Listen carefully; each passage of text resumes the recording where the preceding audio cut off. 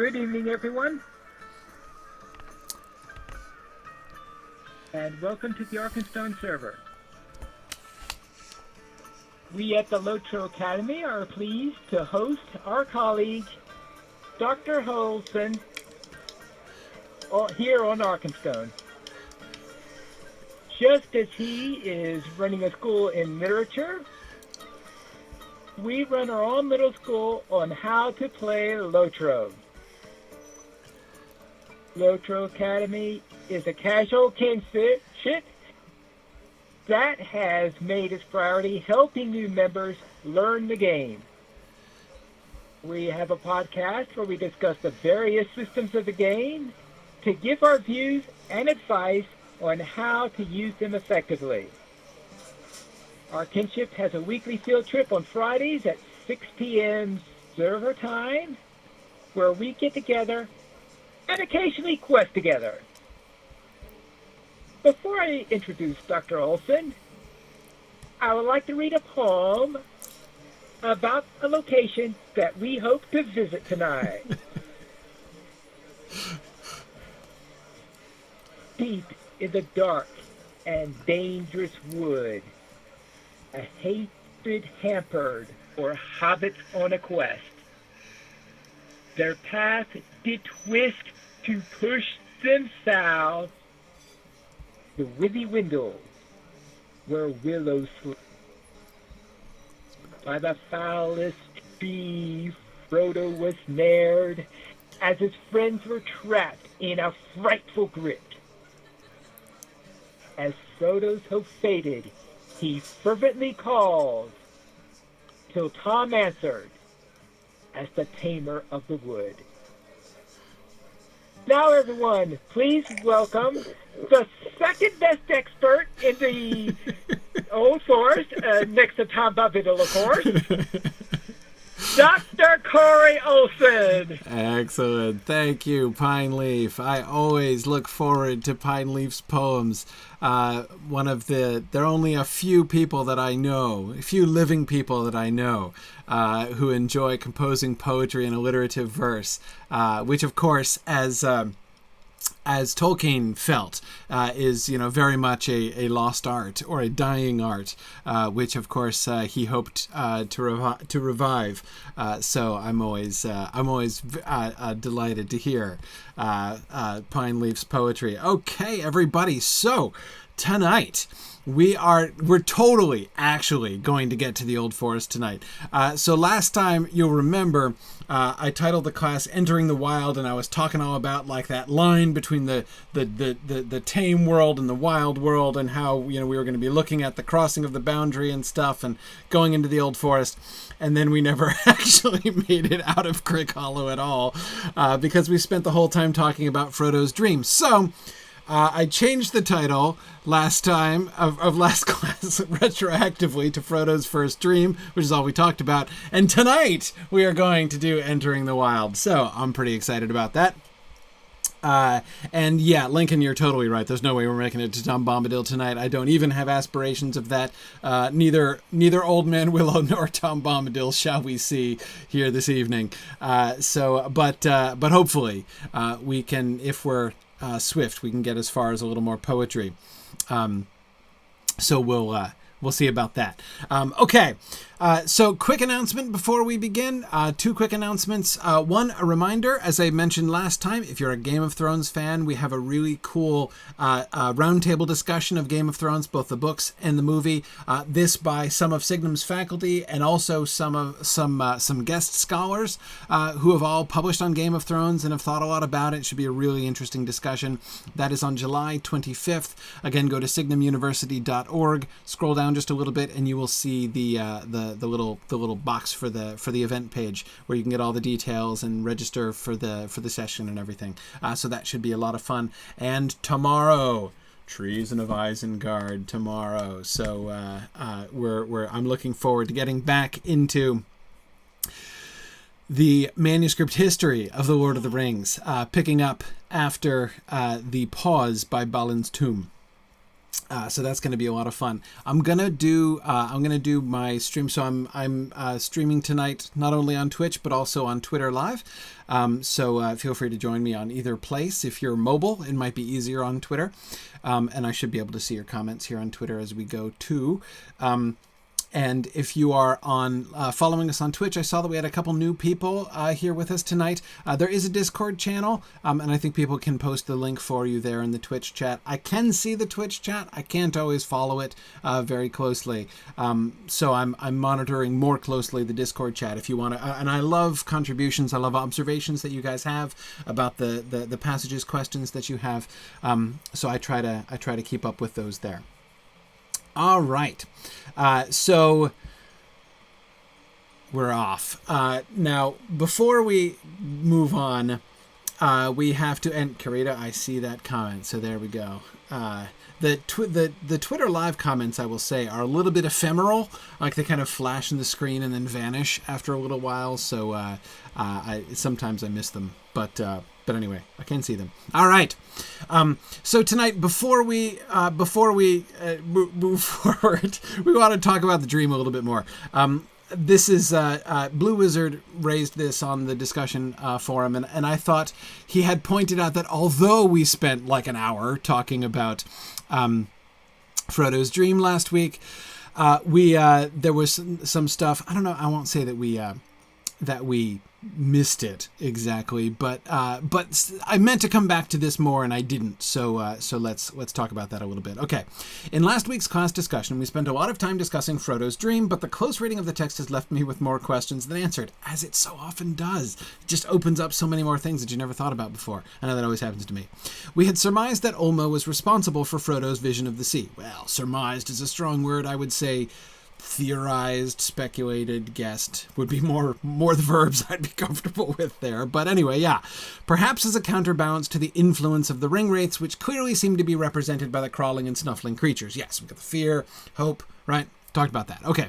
However, it is made quite clear that Frodo has often dreamt of the sea, and is even troubled by these visions. Yes, and kudos for using dreamt, which of course people don't do often enough anymore.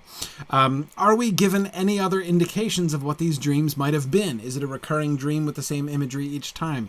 Sadly, no. We have no idea. This is the only reference we have to those other sea dreams that Frodo has, so we don't really know anything about those other dreams. Do we know how long the dreams have persisted? No, but he adds, if these dreams began prior to the appearance of the ring wraiths, what purpose would they have served at that time in his life? So, okay. Has he had them since before the ring wraiths? I'd say, yeah. I mean, basically, that means like more than a couple days ago, then definitely yes. I mean, it sounds like it's been going on for, again, we don't know for sure, but I would definitely guess that he's been having them for some time, presumably years, just based on the way that it's described. So what purpose would they have served at that time in his life? And I think, Blue Wizard, the implication of your question is, if the purpose of this first dream was to give him hope to help to counteract the fear of the ring wraiths, what was the point of them prior to the fear of the ring wraiths setting in, right? And I think that just because he's had dreams like this before, in one sense anyway, that he's dreamed of the sea in some sense, doesn't necessarily mean that those other dreams had the same focus or the same purpose as this one does. That is, I don't think that just because we see, our conclusions on reading, at least my conclusions on reading it, were that this that this dream was designed to bring him hope. That doesn't mean that all of the other dreams about the sea were designed to give him hope equally. So I'm not sure that necessarily follows. So I'd be careful about that, especially since we don't know what it was. This doesn't. The way that it's described, it does not make it sound like this is the dream this exact dream. Like, once again, he was having that dream about the sea and the tower, right? In fact, the fact that there seems to be novelty in it, like he doesn't recognize the smell of the sea right off, right? So clearly he's not, that sequence that we see in that dream hasn't happened. So we can infer that the dream that he has is unlike the other dreams that he's had. Perhaps it's more detailed, perhaps it's simply different. We don't know. So I don't think that we can conclude that this is just like yet another one of those sea dreams that he's been having. Though we can't get away from the fact that he has been dreaming of the sound of the sea, right? That is a sound that enters his dreams a lot and is worth thinking about. Okay, I also found the use of the word strange when referring to the smell of the salt in the air to be intriguing. We know that Tolkien was very careful with his word choices, but I am not sure how they fit into this context. Which meaning of the word is intended here? One might guess it is meant as unfamiliar, but if Frodo often dreams of the sea, wouldn't the smell be familiar to him? And not necessarily, I think. He needn't, this might be his sort of closest encounter with the sea in his dreams. The reference to the sea in his dreams is mostly about the sound. He's heard the sound of the sea in his dreams, and it might just have been that. It seems likely, even from the description. And especially, I would say, the use of the word strange there, that this is new. This actual appearance by the coast and with the elf towers. And one last question, is there any connection to Frodo's dream here in Faramir's recurring dream of the tidal wave? No, I would say no, for two reasons. First of all, this doesn't, again, I said this doesn't sound like a recurring dream, like yet again the same thing that he has usually. So it's not a recurring dream in the sense that Faramir's dream is a recurring dream, right, where he's always having the same vision, the same dream over and over again of the huge wall of green water headed towards him, right, the huge wave. And of course, for those of you who don't know, I know most of you probably know this, but for those of you who don't know, that's historical, right? Tolkien had that recurring dream. He said he bequeathed it to Faramir, and actually mentioned in his letters that after he wrote that in to the Lord of the Rings, he stopped having it, which was interesting. But anyway, he had always had that recurring dream of the wave of water rushing towards him. But anyway, within the book, right, Faramir's dream is a dream about Numenor and the fall of Numenor. So, I mean, it's ocean related, right, because there's the wave involved, but it's not really a sea dream in the same way that Frodo's dream is a sea dream, right? There seems to be sea longing involved. And Faramir's dream is not a sea longing dream. It's a fall of Numenor dream. In fact, that's how he characterizes it. Right, when he sees the wave of darkness, the coming towards them, he says, "It reminds me of Numenor." Right, I often dream of it. So he's thinking about, he's not, the ocean is kind of has a supporting role, right, in Faramir's dream. It's not the primary point. But then this brings us back to the question of Frodo's dream. Okay, all right. So why is he dreaming of the sea? And Tongo asks the very logical question, which to me is sort of implied in some of the Blue Wizard's questioning here. Does the ring play any role in Frodo's dream? If we presume, as I presume, that he's been having them since before the Ringwraith showed up, when did has he just been having them over the last 17 years? Now that we don't know, right? I mean, there's no way of telling how far back they go. It doesn't mention that he had them in childhood or anything like that. The fact that the dreams seem only to have featured the sound of the sea, that his dreams have been troubled by the sound of the sea, it seems more like sort of an echo, right? Again, he's not dreaming about the ocean. He's not dreaming about the towers regularly. He's just hearing the sound of the sea. And we can't know for sure. My own impulse, my own reading here would be no, that they don't come from the ring. Mostly because this doesn't seem to me like the ring's MO. I can't see any reason why. I mean, do I think that a dream could be manipulated by the One Ring? Possibly. I mean, we do see it affecting the mind of its, wielders. It's not been like what we've seen so far. Review briefly what we've seen so far of how the ring interacts with them. Remember, we saw the ring acting on Frodo in that we saw it acting on Bilbo, right? When he was doing that whole, like, I want to put the envelope on the mantelpiece, but I want to pull it back too, right? The way in which he, the yes and no thing, remember that from way back several months ago? We could see him struggling with the influence of the ring on him. We saw the influence of the ring on Frodo back in chapter 2 when Gandalf tells him to chuck it in the fire. right? And especially the thoughts that he has as he looks on it. Remember when he's looking on it and he's like, oh, it's so pretty, right? How perfect is its roundness, right? And he finds that he really doesn't want to throw it away. That's the ring acting. It's very clearly the ring acting on him, right? And Gandalf observes it and immediately afterwards says, see, it has already got far too much hold on you. Sending of dreams, that's not, I mean, again, so can I rule it out? No, I can't rule it out, but it doesn't seem the standard MO of the ring. What's more, I don't see the motivation, right? That is, this doesn't seem like the kind of thing that the ring is interested in. Why should the ring make Frodo dream of the ocean, right?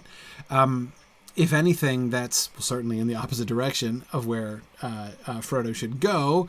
But what does the ring have to do with the ocean? What does Sauron have to do with the ocean, right? I mean, the sea is associated with the west and with Valinor that lies beyond the sea, and neither the ring nor its maker wants to think much about that, right? So I can't see, it just doesn't make any sense to me that the ring would do that the ring would inspire that kind of thing.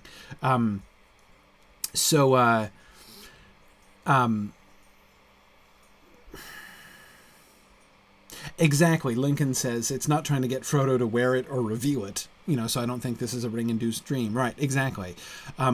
Or to, that's, the primary thing we've seen the ring do, right, in its influence of people is to bind the ring to them, right? That is, with both Bilbo and Frodo, we have seen it influence them in the I really like this ring and I want to keep it way, right? That it's self-centered so far. It has made them think about itself, and in a possessive way, and an unadmiring and a possessive way.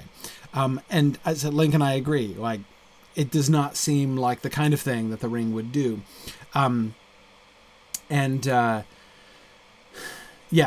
So, okay.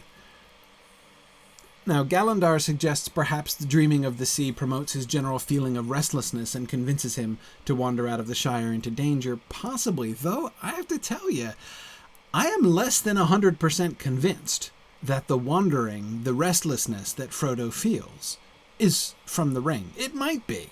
That's possible. But I'm not sure. We've seen, for instance, that... I don't know.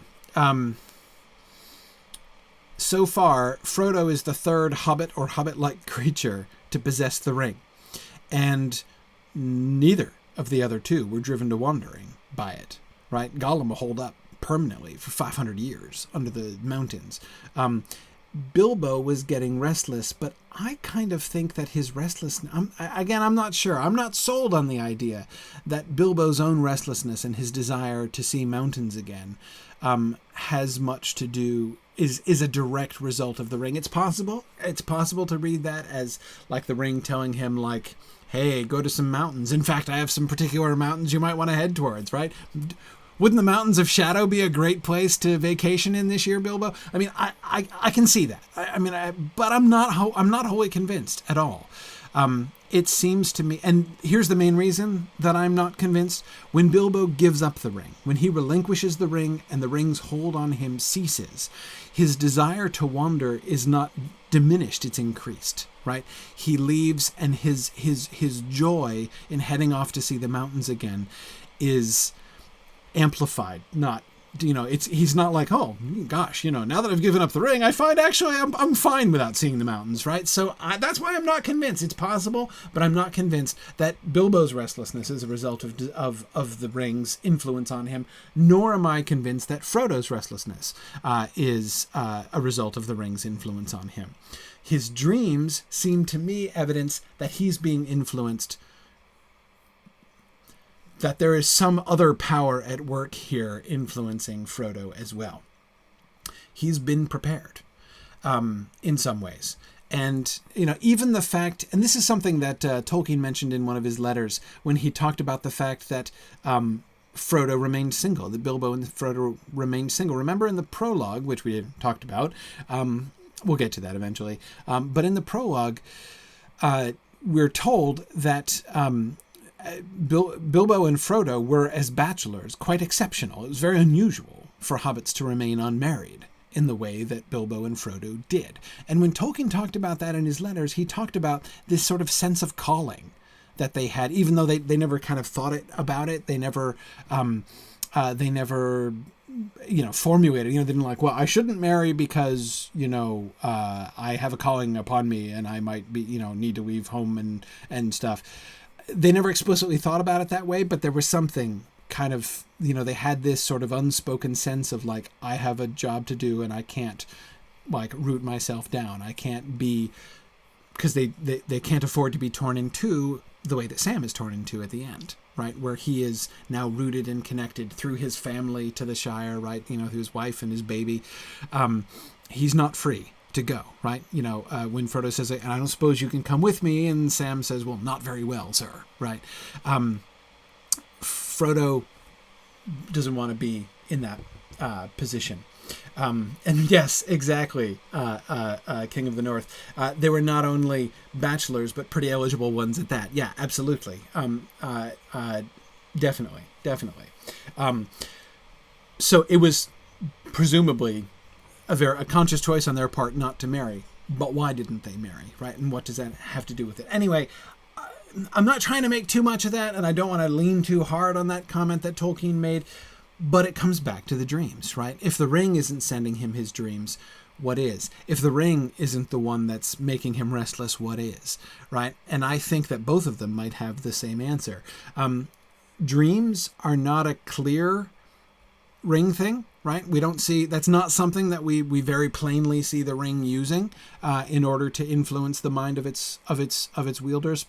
But the Valar do send dreams, right? This is a known communication method, visions and dreams. And in fact, this is one of Gandalf's primary MOs, in fact. And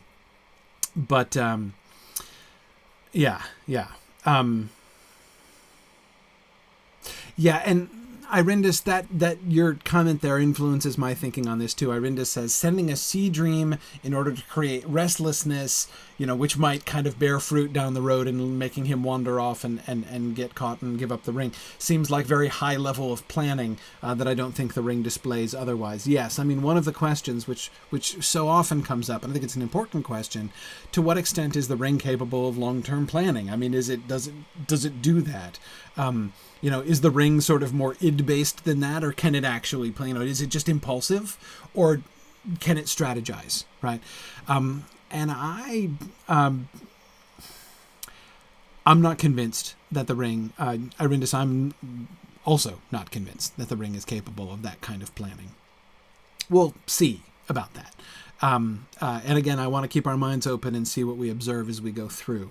But yeah, exactly, Tony. The lore in Olorin means dream. Yeah. So Gandalf is associated with dreams. Yes.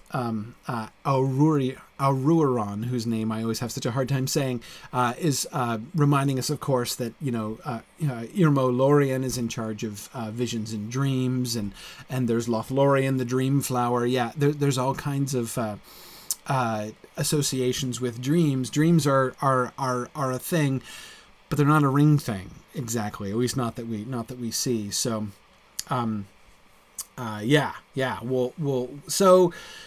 So who's sending him? Again, we don't know exactly what's the purpose. We're not really sure. I mean, we know that Frodo's connection with the sea is very down the road, right? Eventually going to the west and seeing towers in the west and that sea longing that calls him, that's a very, very distant prophetic echo of what's going to happen, right? Eventually he's going to set sail across the sea. But that is way advanced past where he is right now, in such a way that it can only be, I don't know, what is its effect to sort of stir his spirit in some ways? Perhaps it's not going to fully bear fruit. Maybe Frodo himself won't understand at all his connection to the sea until the end of the Return of the King, right? Himself, it seemed that, I mean, the ocean thing is certainly somebody playing the long game with Frodo here, I would say. Yeah. Now, Harnuth says that all elves dream of the sea, and Frodo's been hanging out with elves for years.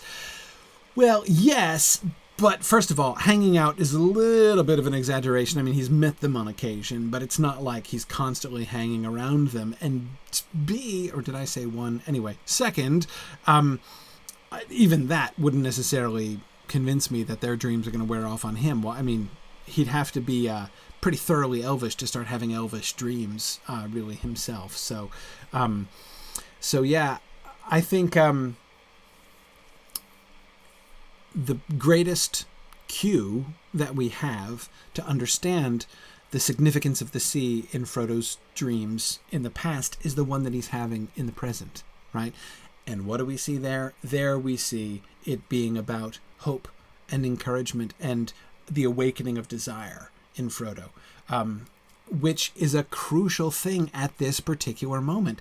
He's just about to cross that boundary and leave the Shire. I mean, he's left the Shire technically when he crossed the river, but he's still in Buckland, right? So he's going to be leaving the world of hobbits behind and going off into the wild and among those sniffing and snuffling creatures that are trying to kill him, right? So he's doing that tomorrow.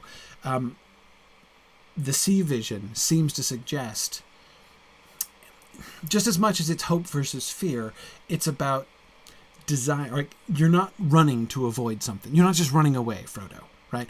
This is not just you attempting to escape. This is you seeking something, right? You've got a purpose.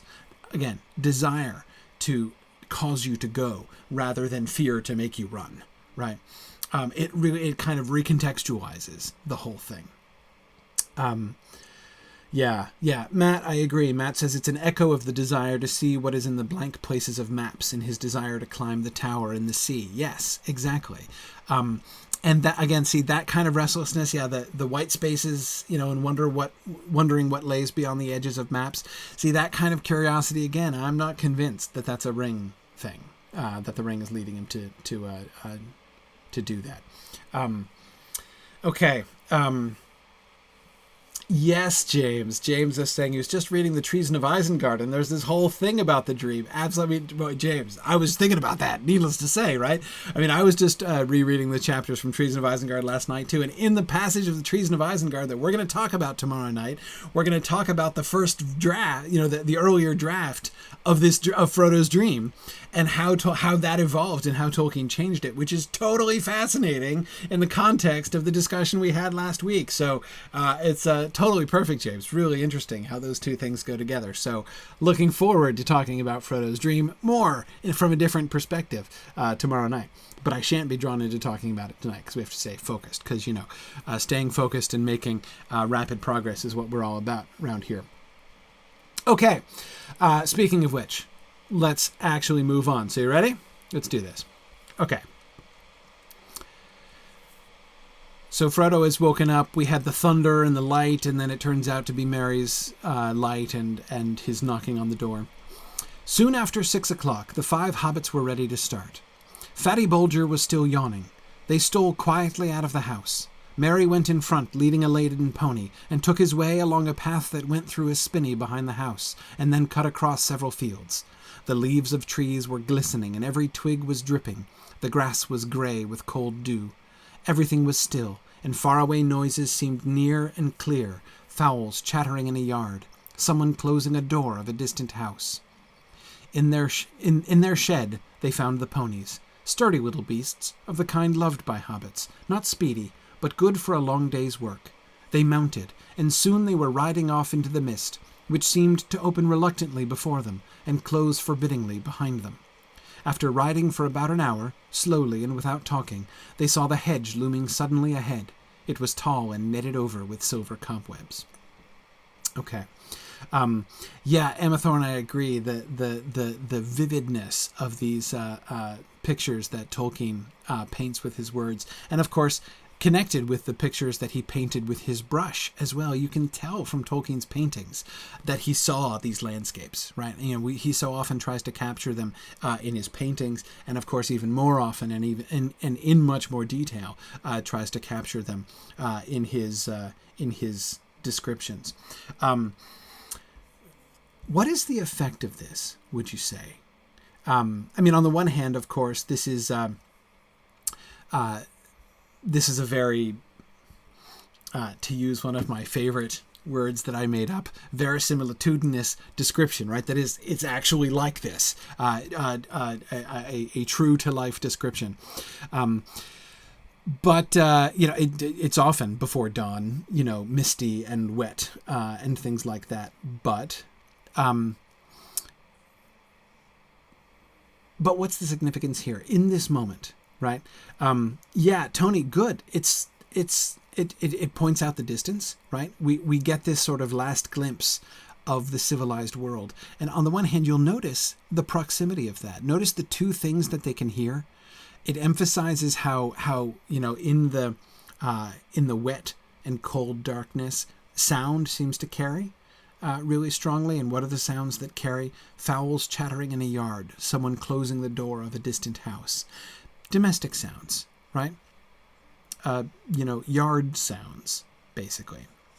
We get this reminder that they are in Buckland, right? They're still in the center of Hobbit civilization here.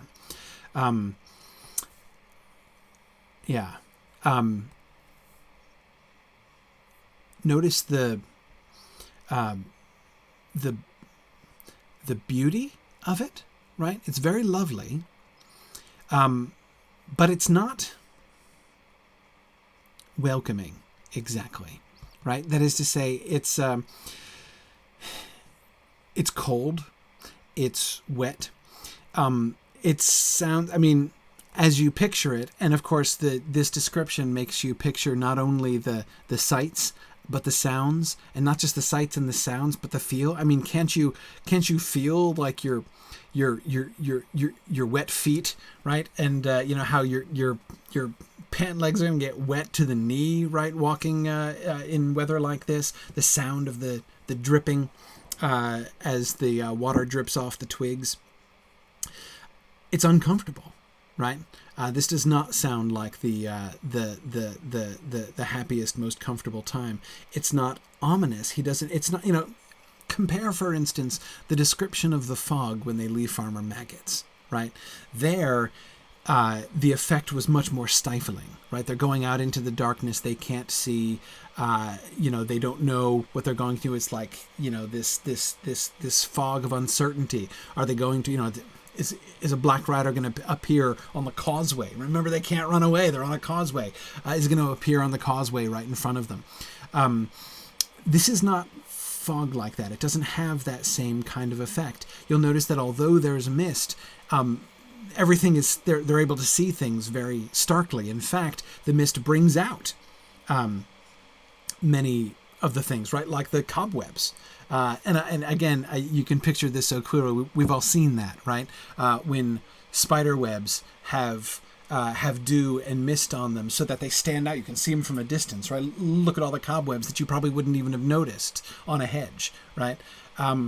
So yeah, that's I think a really interesting detail. Again, it's not concealing; it's actually showing things up.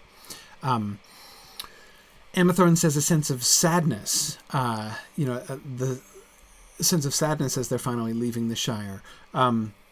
Possibly, I can see sadness here. Again, it's not ominous.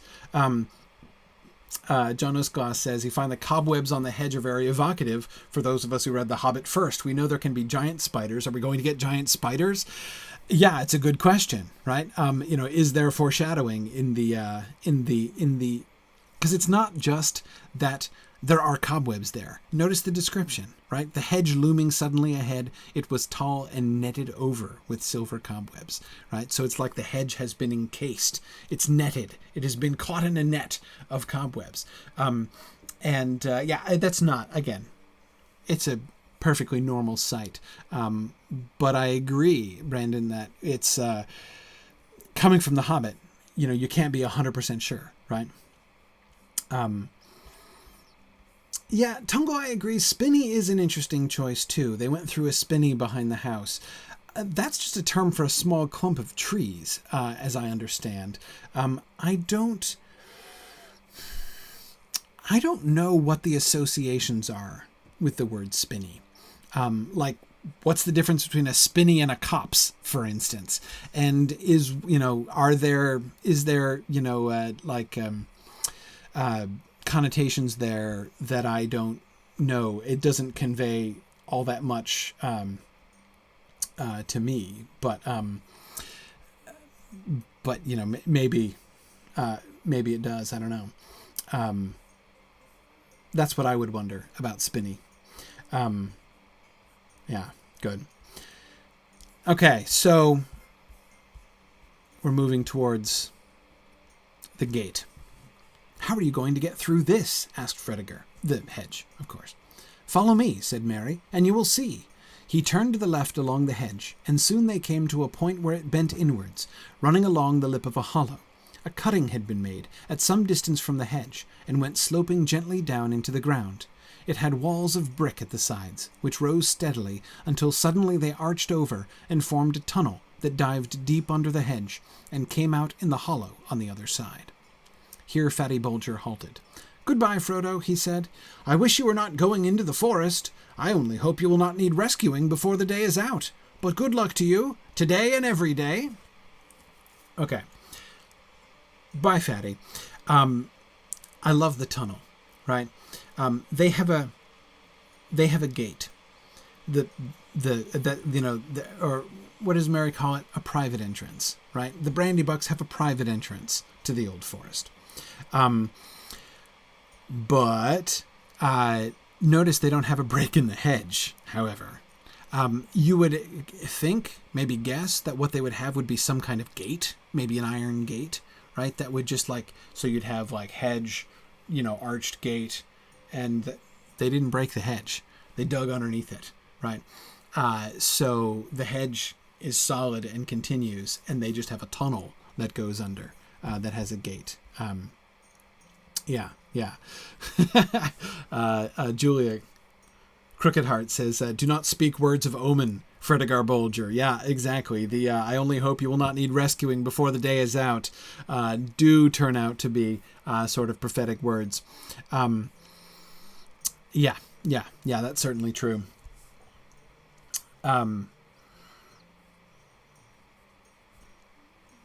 Last notes about Fatty here, right? "I wish you were not going into the forest. I only hope you will not need rescuing before the day is out. But good luck to you, today and every day."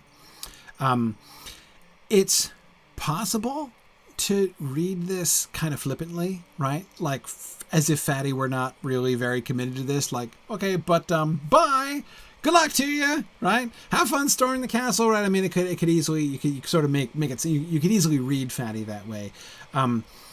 I don't think, I tend to read that last sentence much more solemnly than that, right?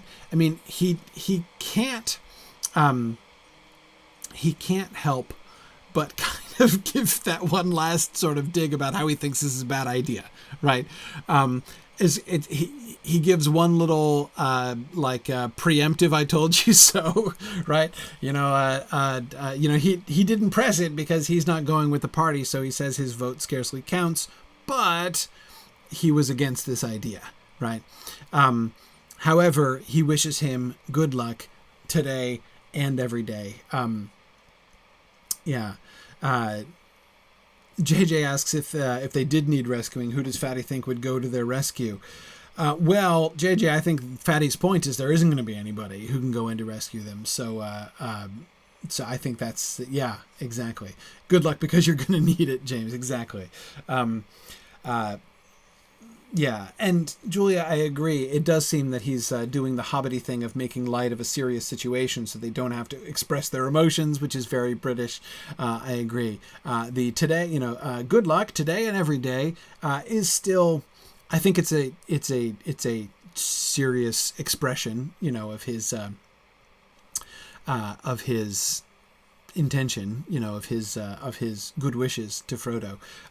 But it is still kind of light, right? Yeah. Yeah, good.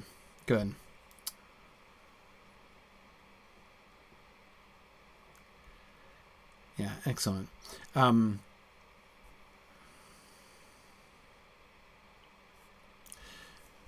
Okay. Let's keep going. If there are no worse things ahead than the old forest, I shall be lucky, said Frodo. Tell Gandalf to hurry along the east road. We shall soon be back on it, and going as fast as we can. Goodbye, they cried, and rode down the slope and disappeared from Fredegar's sight into the tunnel. It was dark and damp. At the far end, I wonder if it's full of the ends of worms, do you think? At the far end it was closed by a gate of thick-set iron bars. Merry got down and unlocked the gate, and when they had all passed through, he pushed it to again. It shut with a clang, and the lock clicked. The sound was ominous. There, said Merry, you have left the Shire, and are now outside and on the edge of the old forest. Now, as I said last time, right, this is a very remarkably sharp boundary that they're crossing, right? This is not just we enter the forest and now we are in the wild, right? I mean, it is like that, but the emphasis of the closing of the gate behind them and the sound of it, right? The gate shutting with a clang and that sound of the lock clicking, right? You've not just walked across a boundary like Sam when he had gone further than he'd ever been from home, right? This is not just, crossing over a much more visible boundary like the river, right? Like Fatty Bolger has never crossed the Brandywine before, and now he has, right? This is shutting yourself away and hearing the lock snap behind you. That's a pretty big deal. And Link and I agree with you. Frodo is correct to say if there are no worse things ahead than the old forest, I shall be lucky, right? It remains true that his perspective on the old forest is more appropriate than Fatty's, right? That is to say, Fatty says he's more afraid of the old forest than anything he's ever heard of. Okay, yeah, there are worse things than the old forest. Clearly, Frodo's right about that. They will be lucky if there's nothing worse. But Link and I agree with you. He does. Frodo still underestimates the forest's danger, nevertheless. So this is definitely a sort of both of them are right kind of situation, right? Yeah.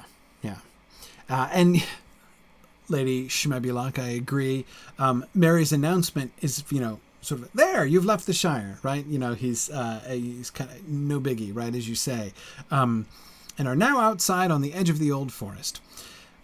I think the very fact that he says this shows that he acknowledges this is a big deal, right? They're all thinking this, whether or not he says anything aloud. So he says something aloud to kind of diffuse the situation, right? Let's acknowledge this, right? But it's not a big deal, right? We'll just sort of cheerfully announce it. And yeah, Sam, exactly. The Hobbit walking party just got more serious, right? This is absolutely. Yeah, Blue Wizard, it does, it says it feels more like getting locked in rather than leaving, right? Yeah, because they are. They're locked into the forest. But locking in and locking out, it's the same thing, right? As we learned from Ursula Le Guin's Dispossessed in the Mythgard Academy a little while back. This action does both things. On the one hand, it locks them out of the Shire. Technically they left the Shire when they crossed the river, but again, Buckland is clearly an extension of the Shire. They've left Hobbit lands, and they've locked themselves out. And that is such an evocative thing in the context of what we know Frodo to have done, right? I mean, he is in his, he's talked about, his one-way journey, right, that he's taking, and that he knows himself to be taking. So yeah, it's the fact that he's locked out of the Shire now really just kind of sort of manifests what we've already seen and known, right? But at the same time, he's also locked into the forest, and can't get out of the forest. At least he can't get out that way. Now he has to go through, right? He's committed now to this old forest trip, and that idea of like, I'm locked in here with whatever hostile things are here in the old forest is kind of a big deal. In Amathorn, it does sound like a prison door clanging shut. I mean, that description of the gate of thick-set iron bars and the clang and the click, right? It does sound like a prison gate. Yeah.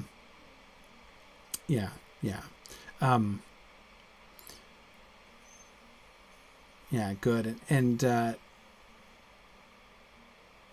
yeah, Matt says that, they've left the Shire but not yet entered the old forest. It's a sort of an odd non-space they have imagined for themselves, because they're still in the tunnel, right? So yeah, they're on the edge of the old forest, but they're not yet in the old forest. So yes, this moment when they pause to think about that, they are in this sort of middle ground, right? The Shire is definitely left behind. One more step and they'll enter the forest, but they remain there in the middle, kind of looking both ways at this moment, right? Yeah. Yeah, good. Yeah, Tony, I agree. It feels like exile, that they're now past a point of no return.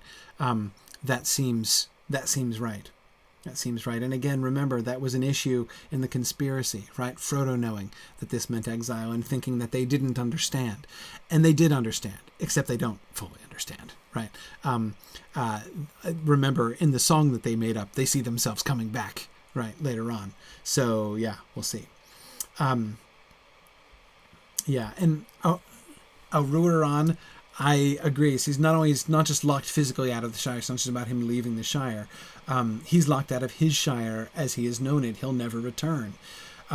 Yes, exactly. The Shire is not going to be the same because he's not going to be the same, right? Even when he does come back. So yes, this is this, as he has suspected from the beginning, this is a one-way trip. And this moment, I think, is really critical. It is a kind of farewell to innocence, Sam. At least we'll see. I mean, there's a lot about the Old Forest that's kind of like that. It's their first, in a sense, it's their first serious adventure. I mean, being chased by Black Riders in the Shire is sufficiently serious, like it's kind of a big deal. But it's still in the Shire, right? And they could still feel then like this was something, something strangely kind of interrupting them, impinging on their space, right? And that's one of the things that Frodo was expressing to Gildor. But now it's different, right? Yeah. Okay. All right, let's keep going. Are the stories about it true? Asked Pippin. Notice they're still in that liminal space, right? We're gonna stop and we're gonna think about it as before we take that step into the old forest, right? Are the stories about it true? Asked Pippin. I don't know what stories you mean, Merry answered. If you mean the old bogey stories Fatty's nurses used to tell him about goblins and wolves and things of that sort, I should say no. At any rate, I don't believe them. But the forest is queer. Everything in it very much more alive, more aware of what is going on, so to speak, than things are in the Shire. And the trees do not like strangers. They watch you. They are usually content merely to watch you, as long as daylight lasts, and don't do much. Could we just pause for a second and appreciate the lovely idea of, like, Mary just said, don't worry, the trees don't do much, right? I mean, just think about that for a second. It's like, oh, good, not much, huh? Okay. Anyway, occasionally, the most unfriendly ones may drop a branch, or stick a root out, or grasp at you with a long trailer. But at night, things can be most alarming, or so I am told. I have only once or twice been in here after dark, and then only near the hedge. He's not even there yet. He's still under the hedge right now. I thought all the trees were whispering to each other, passing news and plots along in an unintelligible language, and the branches swayed and groped without any wind. They do say the trees do actually move, and can surround strangers and hem them in. In fact, long ago they attacked the hedge. They came and planted themselves right by it and leaned over it. But the hobbits came and cut down hundreds of trees and made a great bonfire in the forest, and burned all the ground in a long strip east of the hedge. After that, the trees gave up the attack, but they became very unfriendly. There is still a wide bare space not far inside where the bonfire was made. Okay. This, yeah, Ambrosius Aurelianus says, Mary, isn't this something you should have prepared us for before locking us in? Start at the beginning, right? Pippin says, are the stories about it true, right? Let's be clear on what we should expect, right, when we enter the Old Forest. And Mary's like, oh, no, not the old bogey stories Fatty's nurses used to tell him. Nah. Those things about goblins and wolves, like it's dangerous because it's full of deadly things. No, it's not. There aren't goblins and wolves and stuff. It's not full of like monsters and predators that are trying to eat you. No, it's just that the trees are alive and the trees themselves might try to kill you. And it's like, oh, sure, fine. Yeah, that's okay then, Mary. It's amazing to me how casual Mary is in saying all of these things. Remember the conversation about the walking tree back in the inn, right? Where Ted Sandyman refused to believe the idea that an elm tree could be walking, right? Mary, this is not even a conversation, and he doesn't qualify it. He's not like, he doesn't say, it almost seems like they move. He doesn't say that. He doesn't say, some say that they actually move, or, it is like tradition holds that they sometimes do this, or some crazy people have claimed that, but, right? None of that kind of stuff. He states this all as a matter of fact. In fact, he just sort of tries, and again, and the trees do not like strangers. They watch you. They are usually content merely to watch you, as long as daylight lasts and don't do much.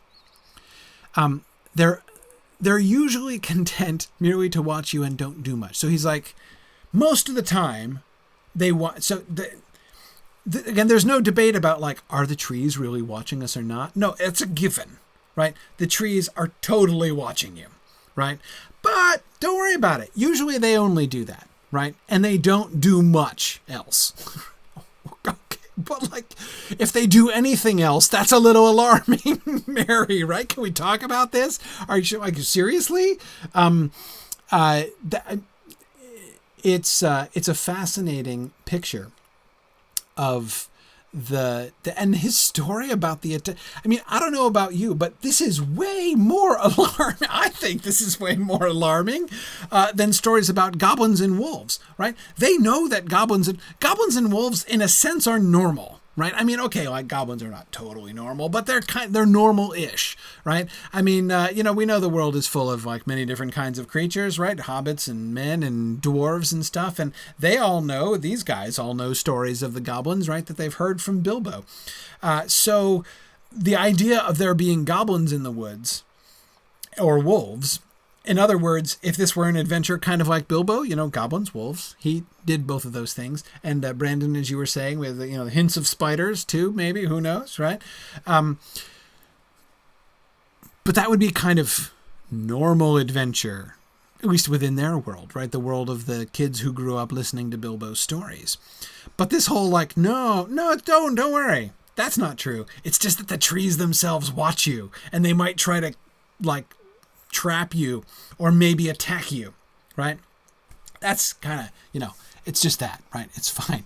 I mean, again, like in my mind, that's way worse than the bogey stories that Fatty's nurses used to tell him. It's clear that Fatty's nurses didn't get out enough, right? They didn't actually have the really juicy, dangerous stories. Tungle, yeah, the forest is dangerous fairyland. It is a kind of other world, right? Again, the sharpness of that boundary. This is not just...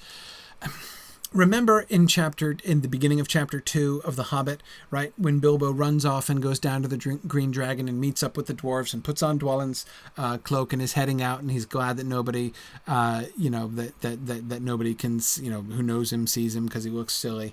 Anyway, but he goes off, and that description of sort of the gradual, right? They first they went through cultivated lands, right? Nice, friendly lands, and then they started to enter places where people sang songs that Bilbo had never heard before, right? And then they start getting it, and then they meet the trolls, right? And then they get to the last homely house, and then they cross over into the wild. That sort of gradual buildup that Bilbo gets into sort of increasingly, we don't get that, right? It is right, bam, the door clangs shut, the lock clicks, and you are in an otherworld, where the trees are watching you and conspiring against you. Again, look, this is Barry's, right? He's like, I thought the trees were whispering to each other, passing news and plots in an unintelligible language, right? So our conspiracy is nothing compared to the tree conspiracy, right? Which is going on here. So yeah, the trees are aware of you. They're probably malevolent. Oh, did I mention they bear a grudge from that time when we Bucklanders burned a whole bunch of them down? Yeah, they probably haven't forgotten that. And they talk to each other. When night comes, they'll probably kill us, right? But it's fine, right? Now, Brandon, I agree. If you live near something disconcerting, you often just kind of get used to it. You make your peace with it, and it doesn't occur to you to tell your friends about this alarming thing. To him, goblins and wolves can attack and overcome the hedge. The trees have never done that, hence they're less scary. Yeah, maybe they are, but in any case, that familiarity, I agree with you, Brandon, is certainly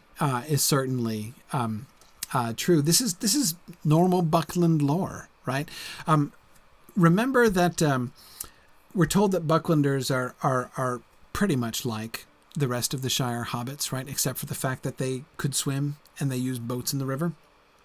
I would suggest this is another way in which they're different, right? They, living on the other side of the river, living, as Gaffer Gamgee said, right up again the old forest, has changed the Bucklanders, I would say. Mary's flippancy about the forest does seem to me to be significant in that sense. That he is... It doesn't mean that he's, that he's quite so strange as the Gaffer suggests, but he does have a different perspective.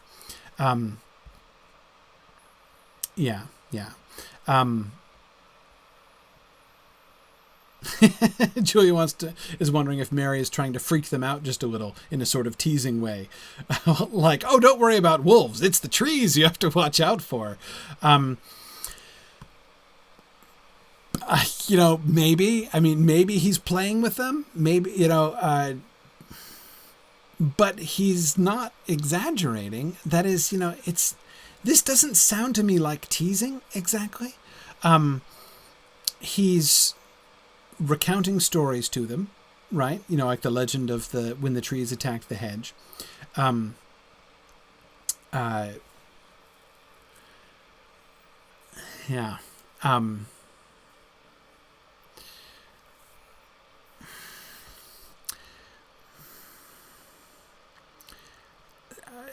Couple of you are asking about, are these horns? How do we understand this?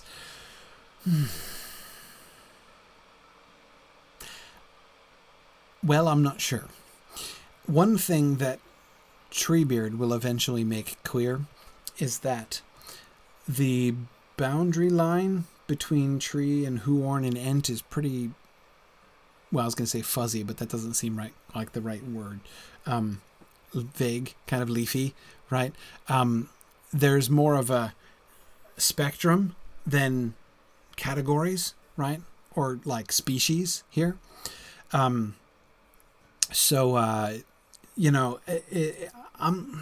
I always have a hard time deciding, right, whether I think the trees in here could be called Huorns or not. Yeah. All right, let's keep going. Pippin's response: "Is it only the trees that are dangerous?" Right? Oh, so it's he's trying to does this mean that Pippin's not taking him quite seriously? Right? Because Pippin doesn't seem to be freaked out. On the contrary, he's like, "Oh, it's just the trees? Right? Pff, we can handle trees, right? But is there anything else?" "There are various queer things living deep in the forest and on the far side," said Mary, "or at least I have heard so, but I have never seen any of them. But something makes paths. Whenever one comes inside, one finds open tracks, but they seem to shift and change from time to time in a queer fashion. Not far from this tunnel there is, or was for a long time, the beginning of quite a broad path leading to the bonfire glade, and then on more or less in our direction, east and a little north. That is the path that I am going to try and find." Is there anything else in there? So there are stories of various queer things living deep in the forest and on the far side. What does that mean? We don't know, right? He doesn't know for sure. He doesn't, has he heard stories about, rumors of Tom Bombadil? Has he heard rumors of Old Man Willow? He certainly seems to have heard rumors of the Barrow Wights. And we'll get, of course, more to that when we get to Fog on the Barrow Downs. But that's clearly what is the thing on the things on the far side. Lady Schmebulok is wondering if Pippin's question is half sarcastic. Is it only the trees that are dangerous, right? I think quite possibly so. If Mary is... Again, I don't hear a lot of joking in Mary's tone in that previous passage. It may be that Pippin is trying to kind of take the solemnity down a peg, possibly, in this question.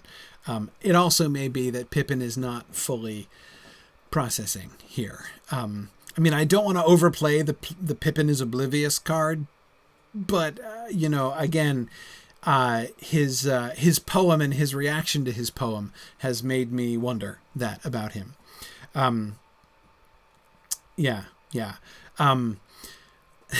Matt thinks it's kind of alarming that the paths move, right? It's not good that the trees move, but it's even more concerning that the paths move. Brandon,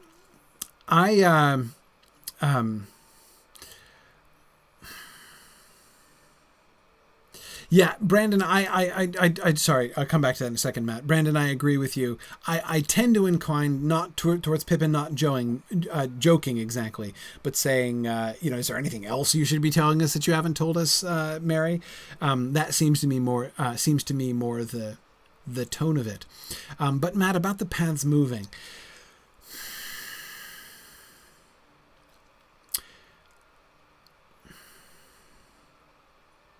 Here, and Matt, I think that's a good point about Pippin. Matt points out that he thinks that Pippin engages in a lot more bravado than mere obliviousness, and that seems to me fair. Okay, so the paths. On the one hand, Mary seems to be under the assumption, remember the question was, is there anything other than the trees that's dangerous? And he says something makes paths. So he seems to be assuming if there is a clear path in the forest, it must be something that lives in there that is not a tree that made it, right? I'm not sure that that's a valid assumption on Mary's part. Do the paths, if the paths shift about, what does that mean? Does that suggest that there's something in there that's always making new paths?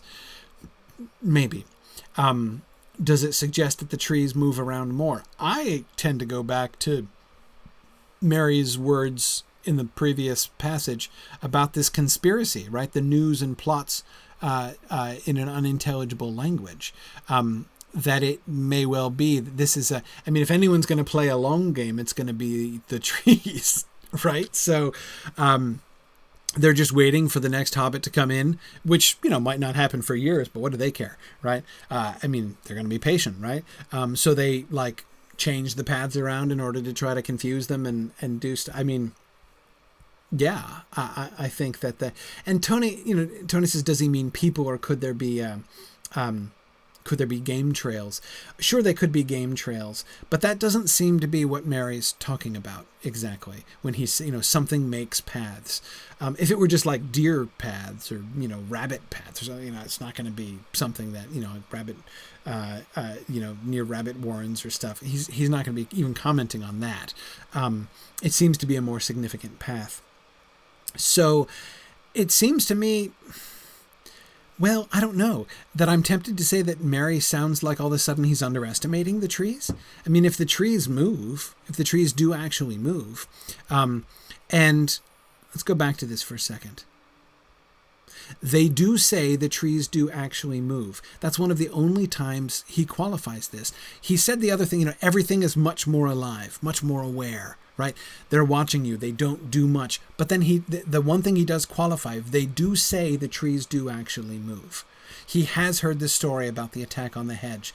But they do say suggests to me that perhaps there is some resistance on Mary's part, that does he fully believe that? He's heard that story, but he doesn't report it as truth. He doesn't say, oh, you should also know, the trees totally move, right? Be on the lookout for that, right? He doesn't say that. He says, they do say the trees actually move. He's just reporting that, not stating it as fact.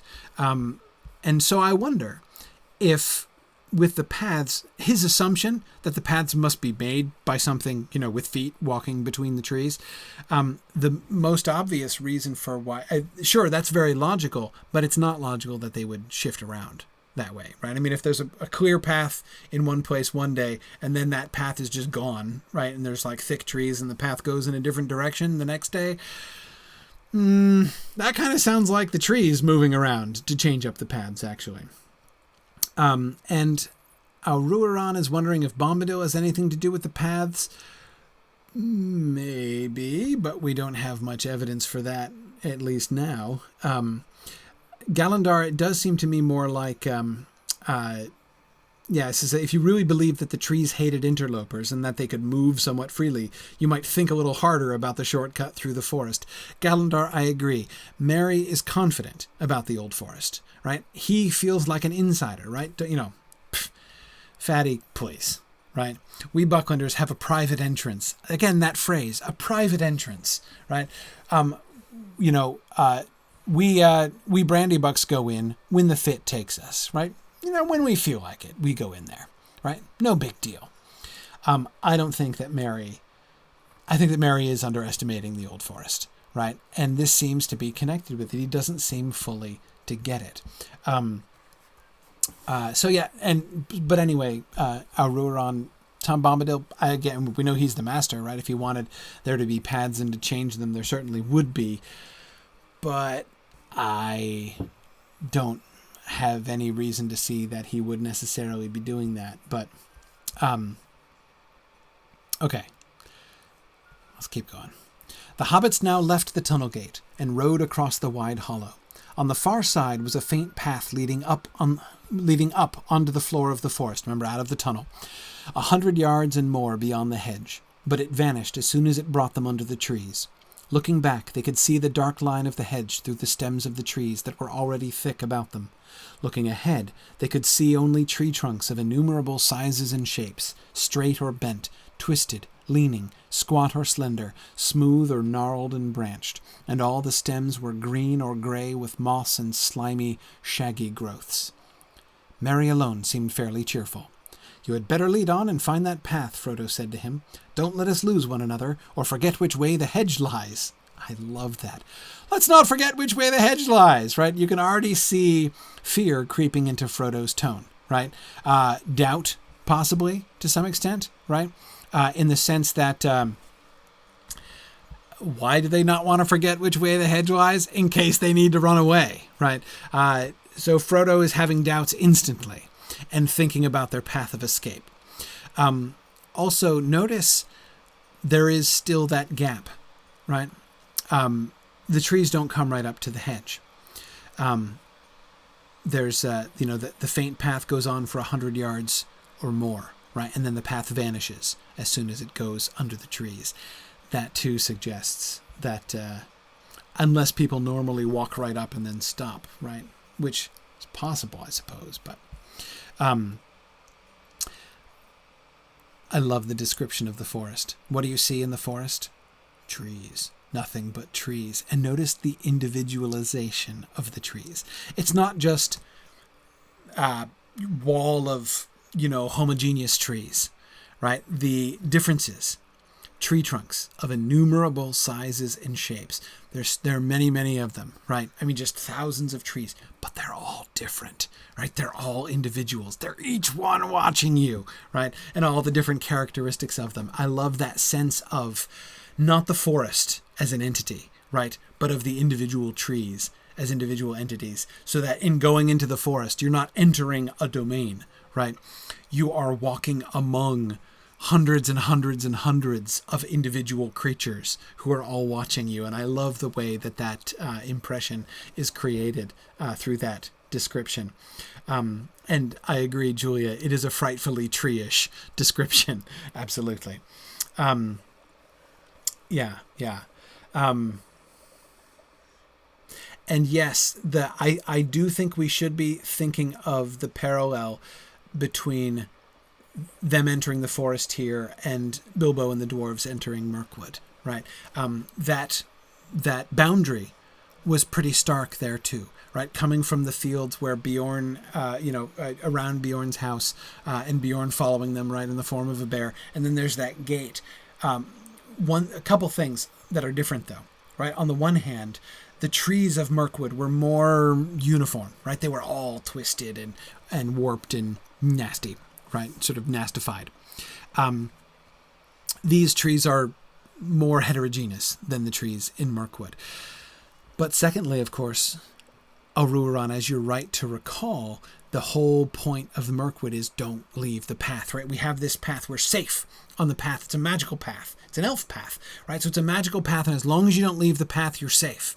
But you don't want to step off the path and into whatever you step off into when you leave the path, right? And we get this there is no safety, right? You're on a path, but boom, path ends, right? You just got to go in. So there's no question of not leaving the path. The path leaves you in the old forest. Yeah. Yeah, Matt says it's less a forest than a mob. Yeah, exactly. A mob of trees. Yeah.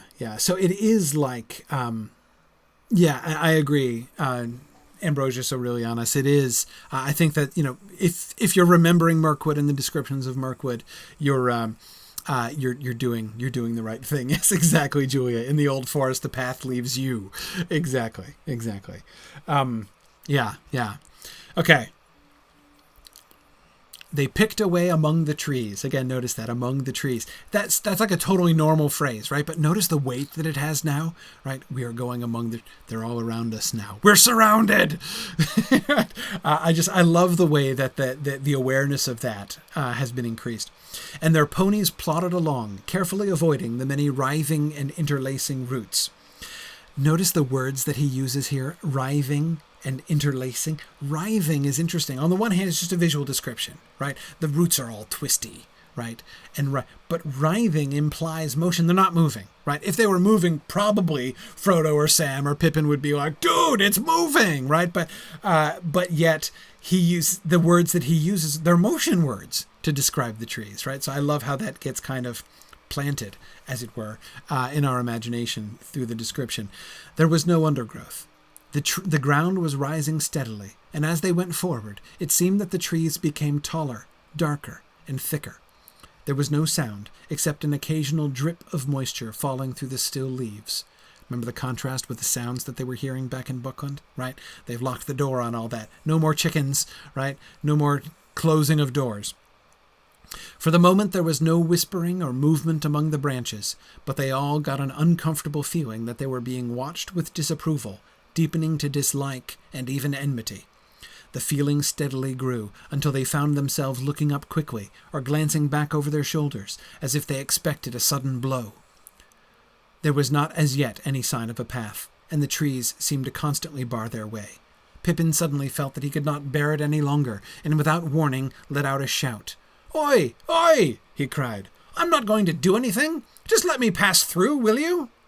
The others halted, startled. But the cry fell as if muffled by a heavy curtain. There was no echo or answer, though the wood seemed to become more crowded and more watchful than before. There was no echo or answer. Now, an echo you might possibly expect, right? Just even sort of the awareness of the sound bouncing back off the trees. In a sense, that'd be kind of comforting, right? In the sense that it would kind of be a reassurance that the trees were, like inanimate, right? Just like inanimate bodies off which sound will cheerfully bounce back towards you, right? That would be, no. That doesn't happen, right? The antagonism of the trees, right? The muffling of the cry. That Pippin's cry is absorbed and smothered. Certainly seems ominous, right?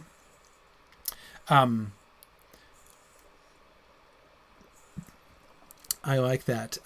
Ivenian says, notices the word dislike from the reaction of the old forest, and recalls that, of course, Treebeard later on is going to say that he almost feels, I dislike both of you, that trees seem to have a lot of dislike. Both of them, both these trees in the old forest and Treebeard do have that same reaction and use that same word, right? It's not a hasty word, right? Dislike is patient and calm, right? It's not passionate, but that does seem to be kind of the default setting, right? Amy, yes, reading this passage makes her feel very claustrophobic. Yeah, I agree. There's that sense, and that's, the curtain and the muffling of the cry, right? It doesn't echo like it would if you were in a big open space, or even and remember, there's no underbrush either. So sound, you'd think, would travel pretty well between the trees, right? They're not like in jungle or something like that, right?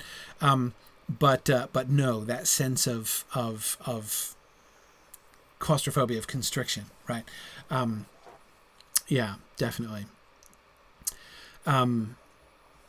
Now,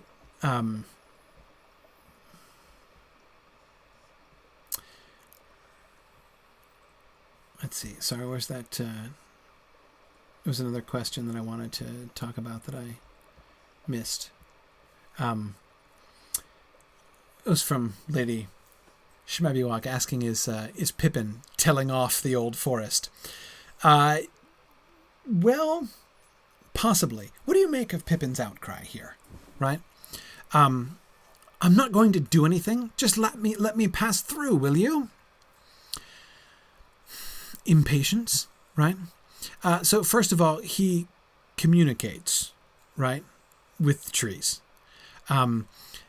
There's that sense of awareness, right, that the trees are paying attention to them. So Pippin talks to them, right? This seems like a sort of a sensible enough thing to do. And he's not exactly polite. I don't think that he's he's not exactly rude either. It does seem like an attempt to release some anxiety, Irindis, I agree. But at the same time, he's sort of protesting that they haven't done anything to deserve the enmity that the trees seem to be showing towards them, right? We're just trying to pass through, right? I'm not going to do anything. I'm just passing through. Gallandar says Pippin tries to reason with them, thinking they're a rational force that can be reasoned with, almost like he wants to make a deal with them. Yeah. And again, I love the line, there was no echo or answer. As if that was on the table, right? Maybe they would answer. No answer, right? But yes, Emethorn, the trees have long memories. That bonfire thing, right? Might as well have been yesterday.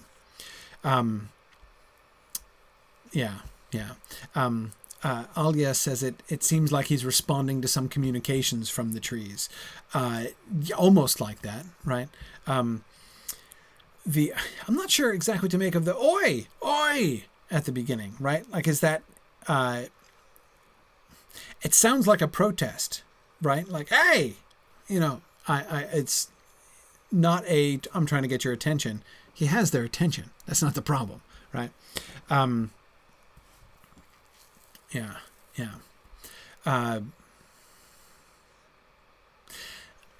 Blue Wizard, I couldn't agree with you more. Blue Wizard says, for all the criticism Tolkien gets for making black and white good versus evil characters, his varied and nuanced description of trees shows how things are never that simple. Yeah, as I always say, people who object to the fact, who say that everyone in Tolkien is completely good or completely evil, has not read Tolkien carefully or recently or possibly at all. Yes, it's hard because, it's not like I can't see where people get it. You do have creatures like the orcs, whom we are told are totally bad, right, and not redeemable. So it's not like absolute white and absolute black don't exist, even within characters in Tolkien's story.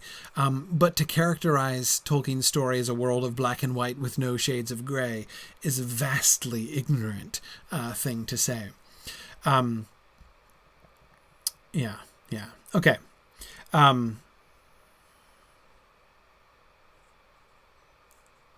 Yeah, good. See, Lady Shmebiwak is wondering if they're getting that from watching the movies. No, people said that. People have been saying that forever. Like literally from the first book reviews, they were saying that. So, yeah, back in the 50s. Yeah, good. Okay. Let's keep going. I should not shout if I were you, said Merry. It does more harm than good.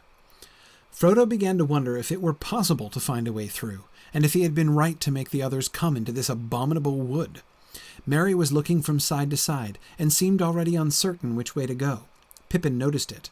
It has not taken you long to lose us, he said, but at that moment Merry gave a whistle of relief and pointed ahead. Well, well, he said, these trees do shift. There is the bonfire glade in front of us, or I hope so, but the path to it seems to have moved away. I should not shout if I were you. It does more harm than good. I wonder exactly what harm Merry thinks it does. You're provoking them more? Right? Like, don't pretend you don't notice. Again, it's a very kind of vague statement that Merry makes there, and I'm not quite sure what's behind it. Julia, I agree. It's really strong language, isn't it, on Frodo's part?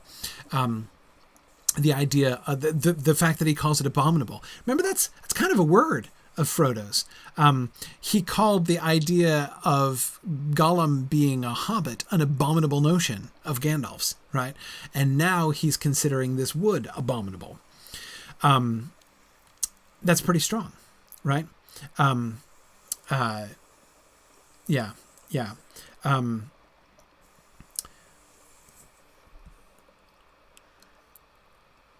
The other thing that really strikes me about Merry here, these trees do shift, he says. I think he did doubt it. I think that we can see here he never really fully believed that bit. He knows the trees are more alive, right? He knows they're aware. He believes that they're talking to each other and conspiring. But he seems to have had his doubts about the whole bonfire story and the movement of the trees. Now he believes. And now, unlike before, where he was still assuming if there are paths and the paths shift about, if there are paths, it means there's something that lives in there and makes paths. And if they shift about, it means it's kind of weird, right? Whoever it is in there that makes paths. Now these trees do shift. Now he's blaming the moving of the paths on the trees, right? Okay. No, these trees do that's a real thing, right? No, Tony, I don't think he does have enough experience to know what the trees will do. If you keep shouting at them, for instance, yeah, I don't think he does, but he does have a sense that it does more harm than good. Yeah, Matthew, that's the only thing I can think of that it brings the attention of even more trees, right? Yeah, we want to pass as unnoticed as possible. Not that they're unnoticed now, right? Yeah. Yeah. Pippin's tone is still fairly lighthearted, right? It has not taken you long to lose us, right? That's the familiar tone, right? That's hobbitry. Pippin is still actively trying to put a good face on things.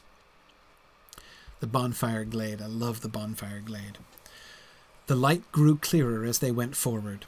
Suddenly they came out of the trees and found themselves in a wide circular space. Mary was hoping this was bonfire glade. Maybe it is, maybe it isn't. See what you think.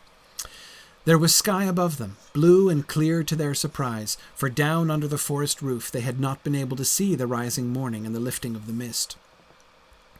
The sun was not, however, high enough yet to shine down into the clearing, though its light was on the treetops. The leaves were all thicker and greener about the edges of the glade, enclosing it with an almost solid wall. No tree grew there, only rough grass and many tall plants, stocky and faded hemlocks and wood parsley, fireweed seeding into fluffy ashes, and rampant nettles and thistles. A dreary place, but it seemed a charming and cheerful garden after the close forest. The hobbits felt encouraged, and looked up hopefully at the broadening daylight in the sky. At the far side of the glade there was a break in the wall of trees, and a clear path beyond it. They could see it running on into the wood, wide in places and open above, though every now and again the trees drew in and overshadowed it with their dark boughs. Up this path they rode. They were still climbing gently, but now they went much quicker, and with better heart, for it seemed to them that the forest had relented, and was going to let them pass unhindered after all. Okay. What do you notice? What do you notice about that description, right? Is this the bonfire glade? Have they found the right place? I'm going to say yes, right? What grows in the bonfire glade? Rough grass and many tall plants, hemlocks and wood parsley, fireweed seeding into fluffy ashes, and rampant nettles and thistles. That's what grows in this glade. Is it bonfire glade? Yeah. Well, yeah. Look, that fireweed grows there, seeding into fluffy ashes. The memory of the fire, there's plant memorials to the and notice that the other things are kind of ominous, right? Hemlocks and rampant nettles and thistles. Yeah, this is a place that remembers the bonfire, right? Yeah. A bunch of you are wanting to talk about Old Man Willow and his influence on things. An interesting question, but let's not worry about that yet because we have no data on that yet, right? Let's wait till we get to Old Man Willow and Tom, and we'll see about that. Tony the Forest has long since reclaimed it. I mean, and anyway, the trees could have come here if they want to. So what do we have? We have a place where the trees won't come. The paths change, but the bonfire glade is always there, right? And in the bonfire glade, no tree will step into the bonfire glade, right? No tree will move into it. It always remains. But it's a dreary place, right? Full of nettles and thistles and hemlocks and fireweed, right? It is a place that remembers fire and death. And yeah, Julia, that's exactly how I read it. It seems like the trees are memorializing what is to them a horrific tragedy, right? Both what we see in the growth that they permit there and what they see in the, and in the fact that they won't enter it. Yes, good. The ashes remember the fire and the plants are sharp like the axes that cut the trees, Matt says. Absolutely. Yeah. And I agree, Tony, and a couple of you are, saying these are the things you would normally expect in a place. If you clear the trees out, this is the kind of brambles and brush that grows when the trees are gone. Oh yeah, no, it's totally natural, right? This is exactly what you would expect to see.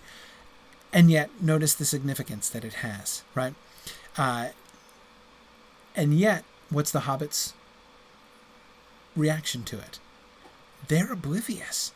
They're just like, oh, phew, so this is great. We love this place, right? It's so bright and sunny here. The blue sky is up above us, and we're not enclosed by the trees anymore. So, this is a swell place. And the trees are like, this seems to go completely over their heads, over the hobbit heads. Right? The significance of the plants here, the atmosphere, the tone, right? The dreariness of it. It seems like a bright and cheerful garden to them, right? No, it's a somber and mournful garden, people. There is a certain lack of sympathy for the trees, and I mean that word literally. They're not feeling the trees here, right? Yeah. Let's keep going. Oh, and they feel like the trees have relented, right? Oh, hey, we've made friends with the trees. Yeah, that makes sense, guys, right? You got to the place where there was a tree massacre before, and you saw like the dreary memorials of the tree massacre, and you loved it, right? And you're like, oh, this is great, right? Here we are, hobbits in the place where hobbits burned down the trees before, but now we're all friends, right? I'm sure now the trees love us, right? Cool, we won, says Lady Schmebulok. Yeah, something like that. Yeah, maybe they're being clueless. But after a while, the air began to get hot and stuffy. The trees drew close again on either side, and they could no longer see far ahead. Now stronger than ever, they felt again the ill will of the wood pressing on them. So silent was it that the fall of their ponies' hoofs, rustling on dead leaves and occasionally stumbling on hidden roots, seemed to thud in their ears. Frodo tried to sing a song to encourage them, but his voice sank to a murmur.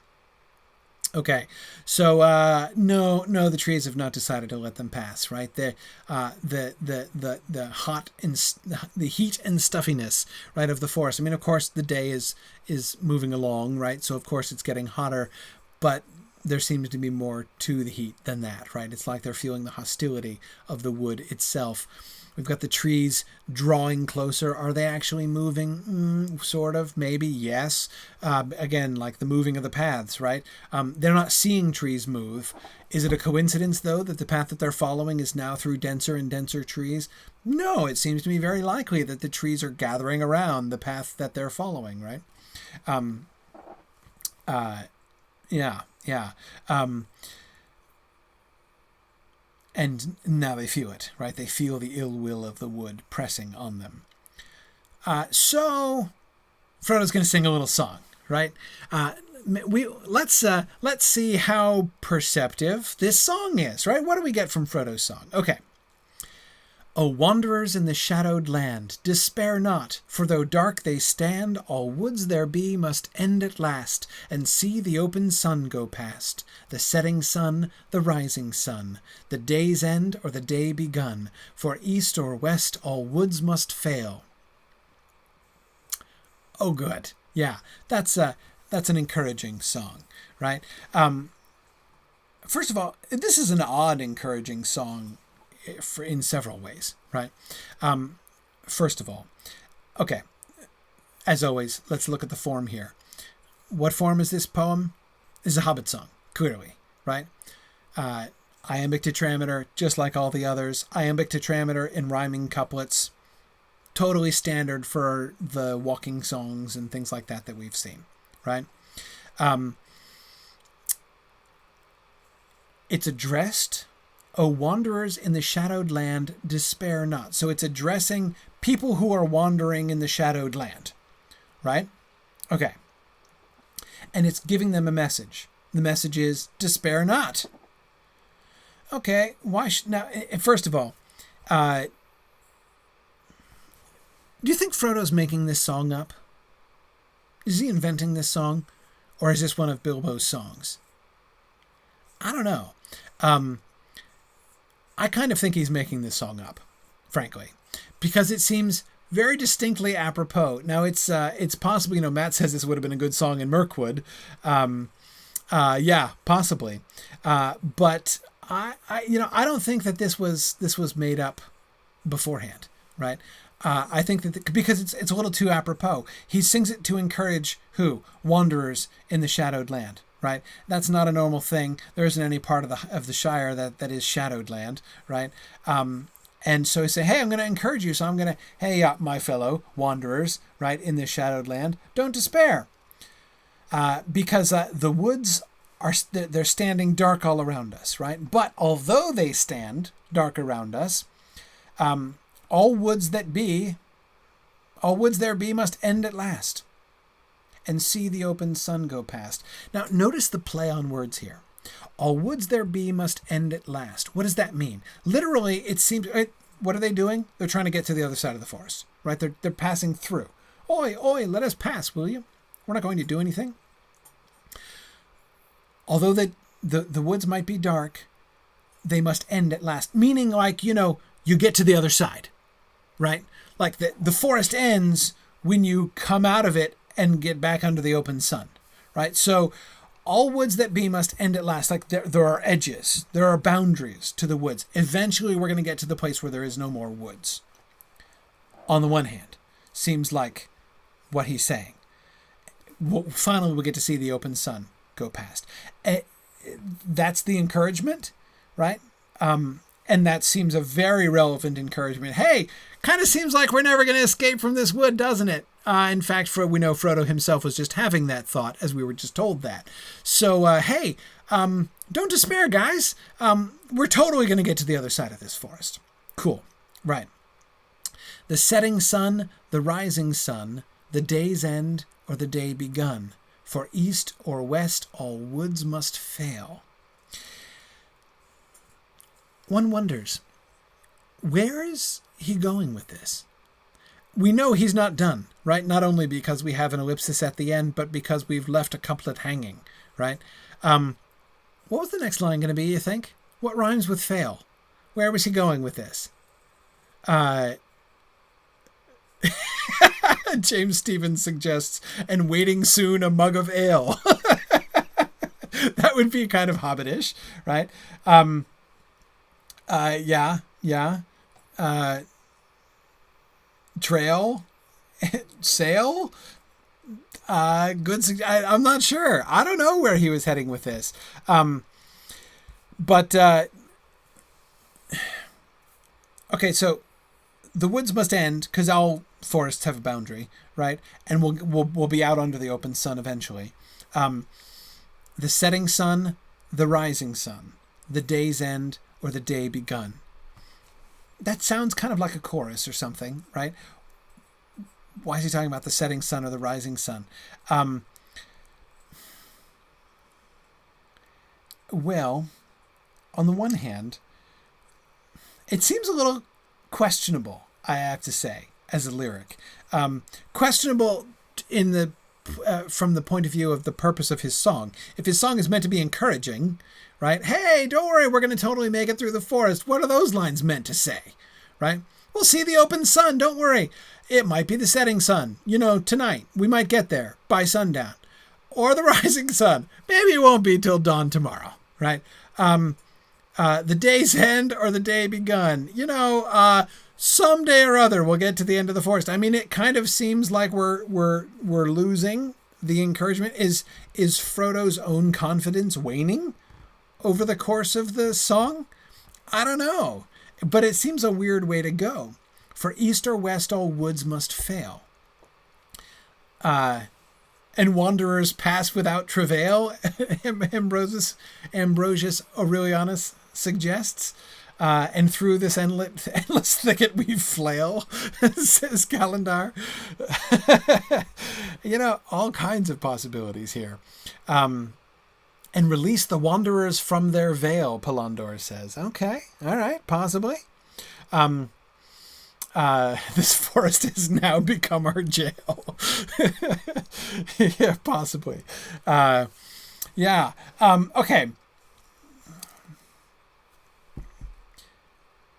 On the one hand, East or west, all woods must fail. Sounds a lot like all woods there be must end at last. But it's not exactly the same. Doesn't it seem the idea is kind of shifting? Right?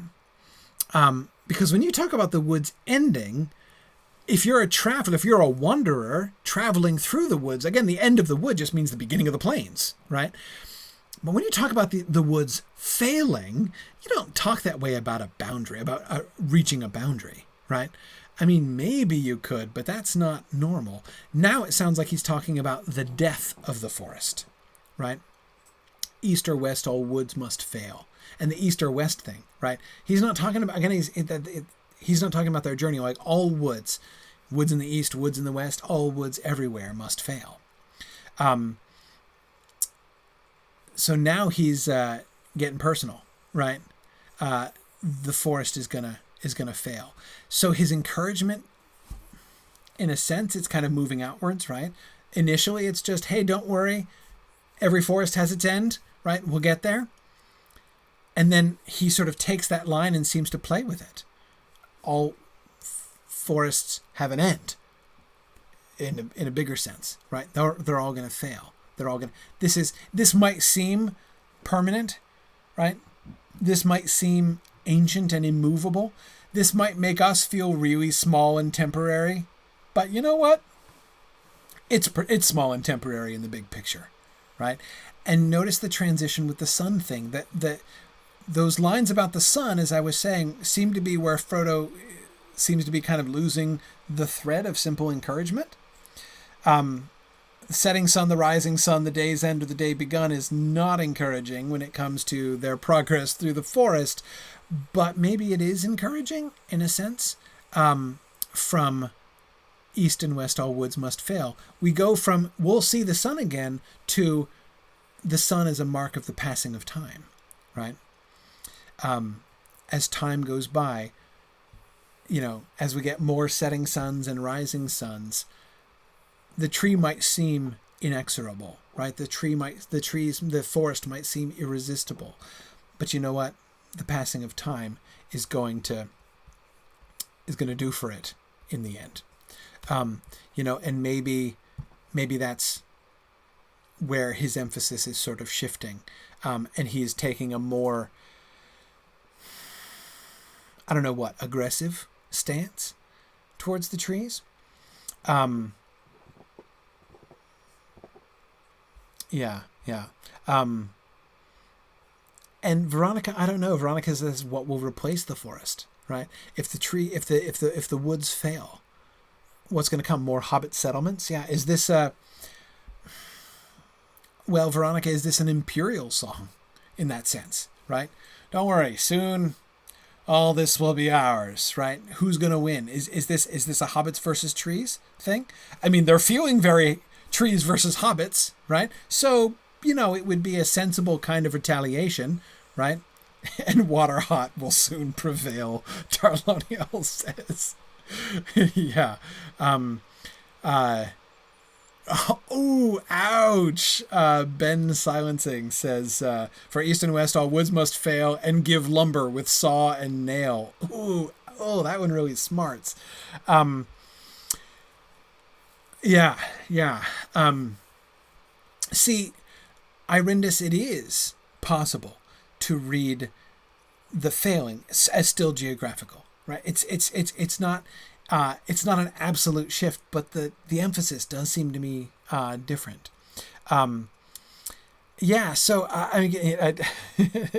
Lincoln is cringing at the idea of imperialism applied to hobbits, but it's a fair question. I think. Do they see? Is Frodo imagining? Again, one wonders where he's going with this, right? Someday, this forest is going to have failed, and this land will have been taken over by like cheerful, happy, peaceful hobbits instead of you creepy, dark, sinister trees. That would not seem to me a very shocking thing for him to say.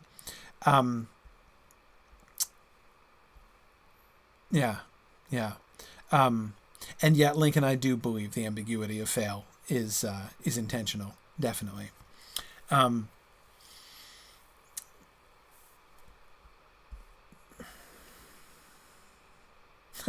James Stevens thinks that's what if Sam had taken the ring, he might have chopped down the forests to plant gardens. Yes, gardeners gone bad, perhaps. By the end, his voice sinks to a murmur. So he begins to sing the song to encourage them, but by the end he's only murmuring, right? His own voice is suppressed.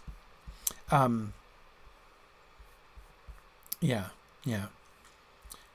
Fail. Even as he said the word, his voice faded into silence. Notice it doesn't say that he stopped singing, right? It doesn't say Frodo broke off his song. His voice had been dying down to a murmur, and now his voice fades into silence at the word fail. The air seemed heavy, and the making of words wearisome. Just behind them, a large branch fell from an old overhanging tree with a crash into the path. The trees seemed to close in before them. "They do not like all that about ending and failing," said Mary. "I should not sing any more at present. Wait till we do get to the edge, and then we'll turn and give them a rousing chorus." Several interesting things here. First, I think it's pretty clear that what we have here is Frodo singing a song designed to encourage the hobbits, but in the end it becomes a song against the trees, and the trees fight back. Frodo doesn't stop singing. Like, he doesn't he doesn't choose to end his song. He's clearly not done. He's got at least one more line, and possibly more, right? But his voice is stopped. His voice fades into silence, and it's clear that is the result. It seems clear to me that it's the result of the will of the forest. The air seemed heavy, and the making of words wearisome. His ability to make words is being opposed by the forest around them. Notice in Mary's comment, Mary too assumes, gets the fact that Frodo's song is aggressive, that this is a competitive thing, right? Wait till we get to the edge, and then we'll turn and give them a rousing chorus, right? The song is an attack on the trees. Mary understands, right? He merely points out that it might be prudent to wait till they do reach the edge. And by the way, the fact that he says, wait till we do get to the edge, shows that that's how he interpreted those first lines of Frodo's song too, right? It kind of confirms that we were reading that correctly. All woods there be must end at last. He heard Frodo talking about reaching the edge of the trees. He's like, well, wait till we get there. Then we'll turn around and we'll sing at them, right?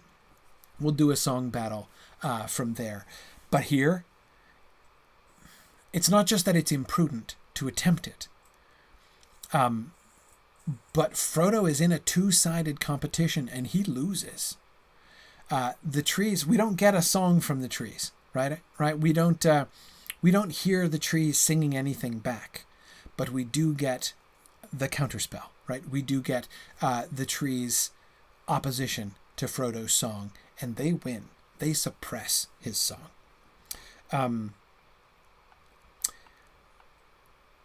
Tony says, is the oppression that he's feeling a physical threat, like the trees taking away oxygen, or is it strictly a matter of willpower / magic? Well, Tony, the barrier between it's like sort of like the physical and the magical is never really all that clear in Tolkien. Is it kind of both, I would say. And yeah, Julia, I would agree. I think they are singing a song, but it's not an audible song. They can't hear it. But I think that what is happening there, the heaviness of the air, the weariness of the making words, is the result of the counter song of the trees, which they don't hear. And Ambrosius Aurelianus does say part of the tree's attack, their counterattack, seems to be affecting the air to make it harder for the hobbits to breathe, thus affecting the ease with which they can speak and their stamina. Yeah, exactly. And Ambrosius, isn't that interesting, right? Can I call you Arthur? Isn't that interesting that when you think about trees, right? Normally the whole air thing is, symbiosis between, like the breathing thing is a way in which trees and people can really get along, right? The whole oxygen and carbon dioxide thing. So it is interesting that they're sort of attacking them that way, right? We're going to cut off your air.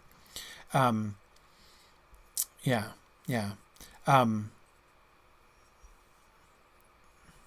Yeah, exactly, James. Cutting off their oxygen. It does seem like there's a sort of relationship there, right? Like we can work together, right? Your breath will feed us, and our breath will feed you. But we don't have a happy cooperative. We refuse to have a cooperative relationship with hobbits here. Yeah. And yes, I agree. Brandon, that the prevention of the song, Frodo's song fading into silence like that, clearly does suggest a win for the Song of the Trees there. Yeah. Okay. Excellent. We're done. That's as far as I wanted to get today. Well, okay. That's as far as I wanted to get last week, but that's as far as I hope to get today. Next week, we will get to Old Man Willow. And we'll get to the center of this, and of course we'll see much more. We've just gotten hints, right? We've just been along the outskirts and seeing what is the opposition of the forest, what is the danger of the forest. We heard Mary's stories, and now we see the trees working in there. We'll see about with Old Man Willow. We'll learn more. And it will be fun to see that. So tonight, that means it's field trip time. So I'm going to say goodbye to the people on Twitch or to the people on Twitter. I always feel bad because the people on Twitter can't see the screen, so it's a little bit strange for them to watch me doing stuff on the screen, pointing to things on the screen that they can't see. So if you're on Twitter, and you can join me over on Twitch, twitch.tv/SignumU, and you can join us in for the field trip now, so I will say good night to the Twitter folks. Bye now. Okay. All right, Twitch folks and Discord people, we will carry on here, and it's time now to go to the Old Forest. So I was thinking we could probably the easiest thing would be, and we need to go to Buckland. So let's meet at Crick Hollow. Okay. I think I'm just going to ride from, unfortunately there's no swift travel to Buckland, from Bree. So I think what I'm going to do is I'm just going to slow travel it, to Buckland across Bree land. And then we'll see.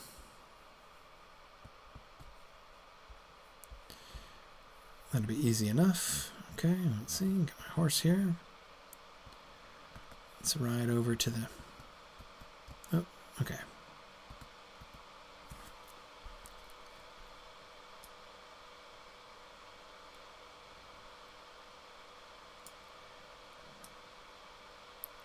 All right. Tony Mead says, now we can talk about the Twitter folks behind their backs.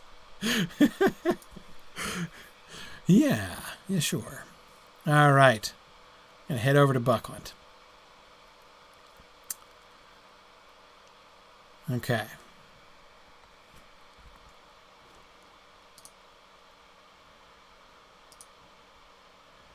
All right.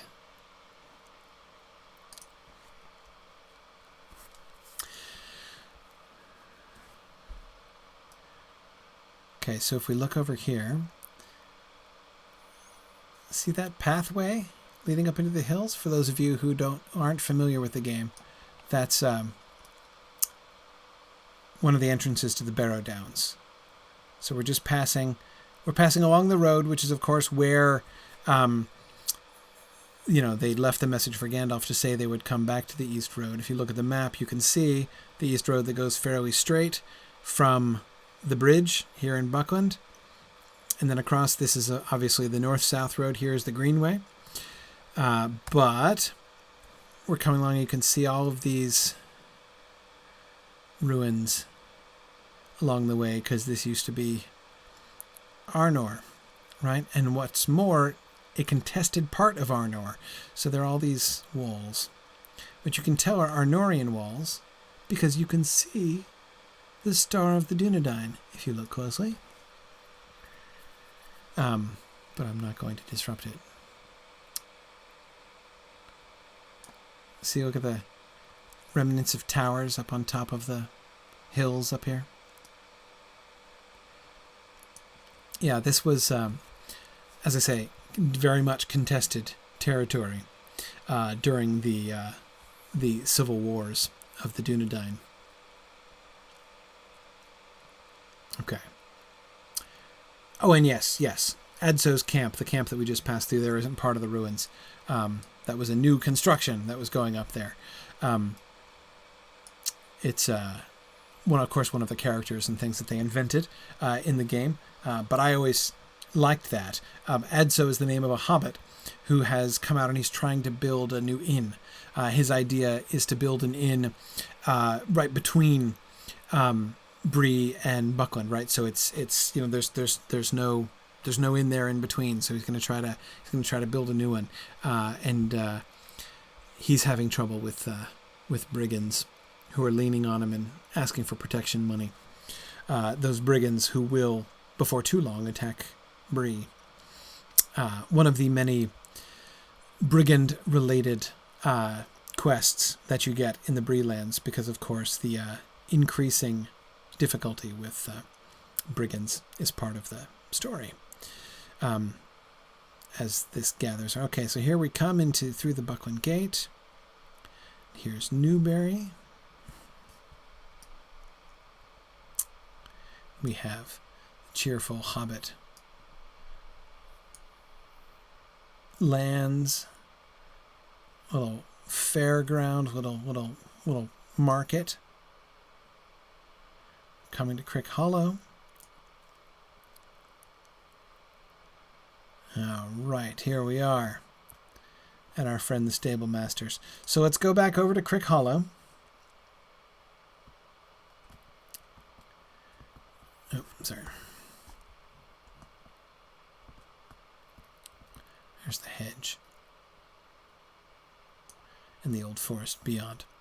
Now, of course, obviously distances, they do, as you guys were noticing, walk for an hour, right, from Crick Hollow to the private entrance.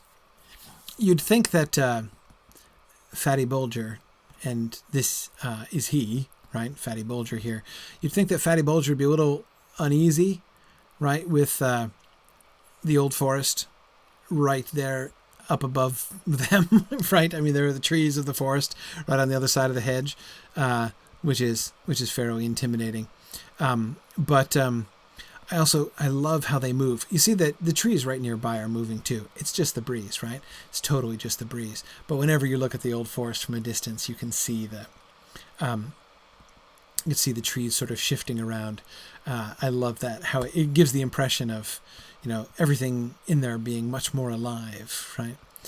So this is where we were at the beginning. We're heading down at the beginning of class, that first description when it was wet and misty. And you can see, look, there's Brandy Hall down there. Of course, again, distance is highly, highly compressed here in Lotro. So, the entrance is right there, and the old forest is right there, and Brandy Hall is right there. All of this stuff much, much more spread out. But I love the way that they convey that sense of boundary, right? With the hedge, you've got this, quiet land. There's the center of it right there with Brandy Hall, and then and Buck Hill, and then you have the hedge and the tunnel underneath it, the unbroken hedge, and the trees right on the other side of it, not set back a ways. Well, let's see. So let's go down here. I don't think we get the tunnel. The gate is open. Right here's the gate. Yeah.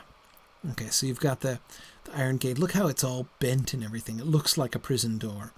But it looks like a prison door that somebody's tried to force.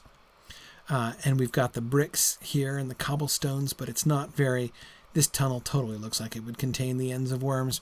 And we come out to the other side now. we have a sort of a clearing over here.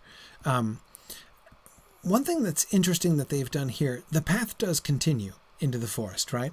Lotro has not reconnected that, and then the path ended, which I understand. I mean, why they did that. They have to have an opening between the trees for you to go in. They do make it kind of hard to navigate in the Old Forest, even when you have the map. We're not in the Old Forest map yet. See, we're still in a liminal space where we're kind of in the Shire or in Buckland still, and not yet in the Old Forest. But let's go in and see if we can find Bonfire Glade. Now entering Old Forest. And so here's our Old Forest map. So you can navigate with the map because, you know, it's a game and the paths don't shift. That was one of the first questions I asked when I came into the Old Forest in Lotro for the first time. I was like, tell me the paths shift. And all of, you experienced Lotro people said to me right away when I was asking that, they're like, dude, no, it's hard enough to navigate in the Old Forest without having them actually move the paths around. Emma Thorne says originally there was no map. So yeah, this was not there at first. So when they first made the Old Forest, you had to navigate it without this map. So it was much more difficult and much more easy to get lost, right? Yeah. Yeah, good. So this is Bonfire Glade, which, and we're told it's Bonfire Glade. We got the little sign that said it was Bonfire Glade. There's nothing really to indicate. I mean, apart from the fact that it's a clearing, and we have this sort of scrub brush here and over here. Do we get some? No, we get flowers. Oh, that looks a little thornier. Is this supposed to be the fireweed flowering into ash? Maybe that's what that is. It may, you may think I'm leaning a little too hard on the details and looking for that specific a manifestation of the book description in the game, but I have seen it time and again. Not always do you find it, but when there are things that are explicitly mentioned in the book, they usually make it into the game. Yeah, and I agree, Tony, that the bramble isn't thick enough. This looks too open, and I don't like the path intersection in it, Or maybe the trees are just trying to lure us into a false sense of security, right?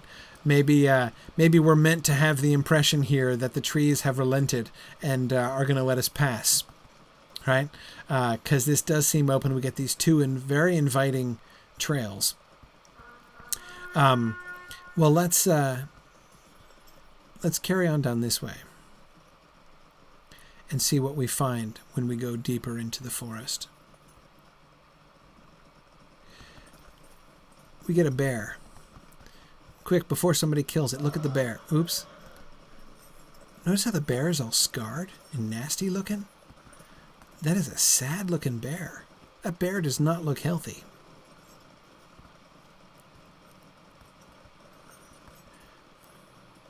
And there's a wolf. Hey, I thought there weren't wolves in here. Okay, it turns out Fatty's nurse was right about the wolves. So the enemies that they put in here, bears and wolves, forest creatures, that's fine. It's okay. I don't need to tap the bear. The unhealth of the bears. I mean, again, look at this bear. Look at its scars. And this bear has been through the wars.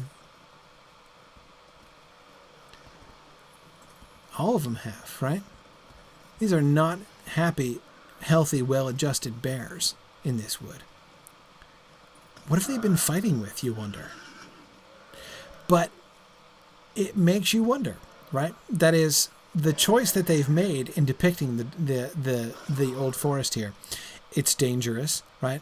There are dangerous creatures in it, but it's not just the creatures that are dangerous, right? There are bears, and the bears can kill you if you're on level, right? I'm not in too much danger from the bears just now, but it seems like there's something. Yeah, I mean, James is asking, were the bears attacked by the trees? That's always my question. And yes, JJ, the bears are called bark shredders, right? I'm thinking the trees and the bears don't get along very well. And you know how like bears will like mark trees and sharpen their claws on trees and stuff? I'm thinking the bears and the trees don't play well together here. And so that, yes, like the bears in here are dangerous, but it does give you the impression. It almost makes me want to turn Pippin's words on their heads, right? Is it only the bears that are dangerous? No, exactly. Yes, Julia says even the bears are in danger in the Old Forest. Yeah, we don't see the same thing about the wolves, which is kind of interesting in its on its own, right? But yeah. Okay. Oh, and here's a little den of the bears, right? Yeah.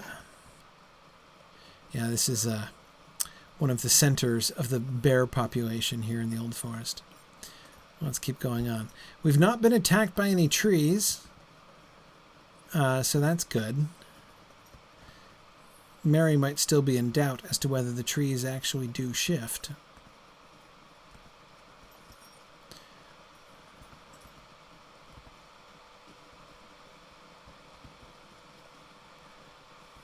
Old Muddyfoot's Hill, huh?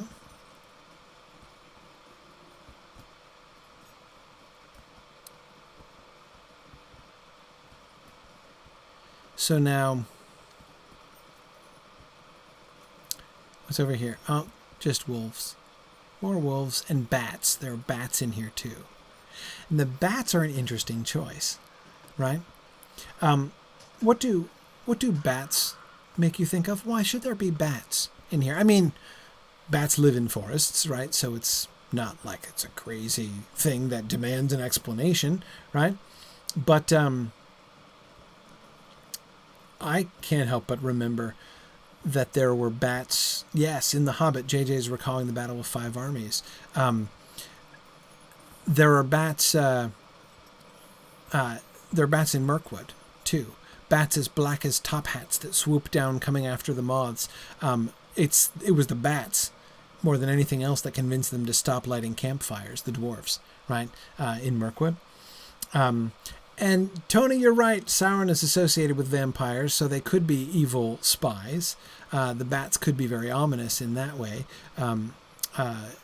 Sauron himself once took bat shape, right? So that's there's some precedent there. But we definitely have a remembering Mirkwood thing. Of course, we're down by the Withywindle now, so we get the river covered in fallen willow leaves, as we'll see. But as we go deeper into the forest, things start to change. So again, looking at the map, we entered over here, right? So here's Buckland up here on our left-hand side, right on the western edge. We've crossed the Withywindle and are going down deeper into the inner reaches of the forest. And when you cross the Withywindle, things change, right? We get some differences. We had the bears, which, remember, we're not having an easy time of it. And we had some wolves, and we had some bats. What do we get over here as we get deeper in? Oh, come back to the Withywindle here. See, look, I'm getting turned around. And what happened? Next thing I know, I'm back to the Withywindle again, right? That's nice, right? That's what? Spider. Giant spider. So dark and covered, I didn't even see it. Oh, there we go. There's another one. Big black spiders. Just like Mirkwood. Now, again, obviously, there's no reference to spiders in the Old Forest. Not necessarily. Look, I almost turned around and went back to the Withywindle again. I can't help myself. It's almost like I'm being steered that way.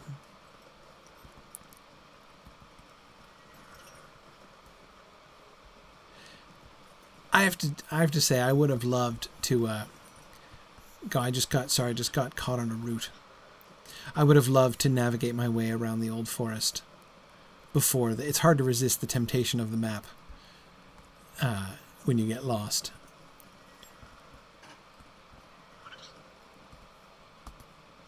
Yeah, exactly, Pontiana. It's like the trees keep steering me back to the withy window, right?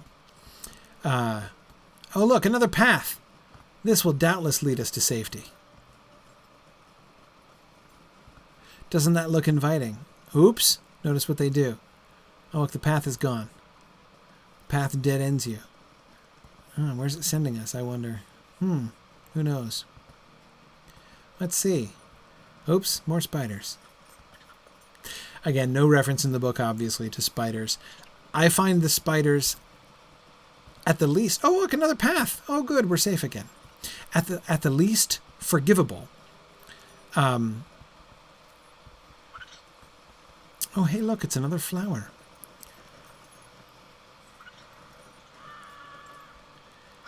Oh, flowers of the old forest deed.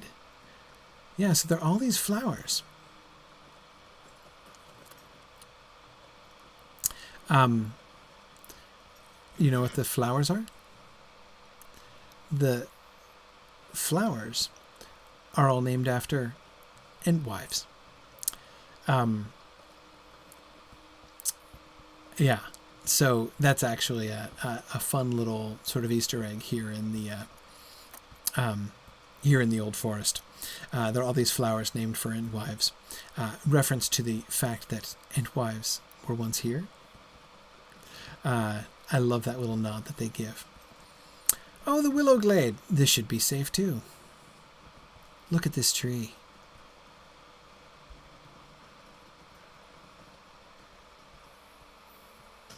Right, covered with cobwebs. This is starting to look a little darker, right? Oh, and now the trees are choked. Right, that was the first one to go. Now the trees are just choked with webs. Wow, this looks positively Mirkwoodian, right? As we get deeper and deeper in. At first we had the bears. Oh, wonder where that guy came from. At first we had the bears, right? And the bears looked like they had a conflicted relationship with the forest. Like they were shredding the bark and the bark was shredding them right back. But it, the forest itself seemed relatively wholesome if you could overlook the. Oh wait, I can't go this way. I gotta go around. I always get lost in here. Right, I can go around this way, can't I? Yeah. Okay. But now, the trees themselves don't look healthy. The presence of the spiders here always makes me think of, look at this twisted, half-grown, dead tree here in the middle, right? Everything is kind of choked off.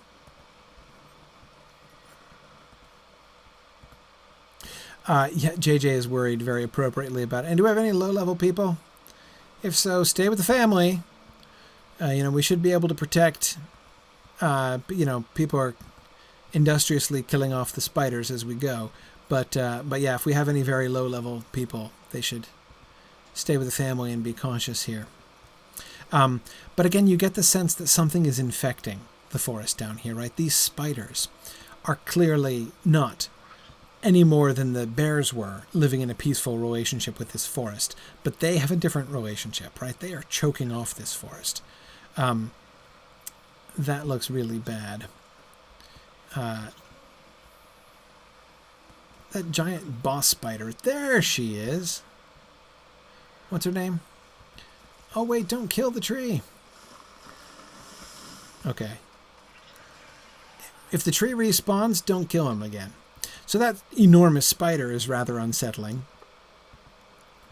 Yeah, don't kill the tree if he respawns. I'm going to wait for the tree to respawn. You get a quest for this tree, right?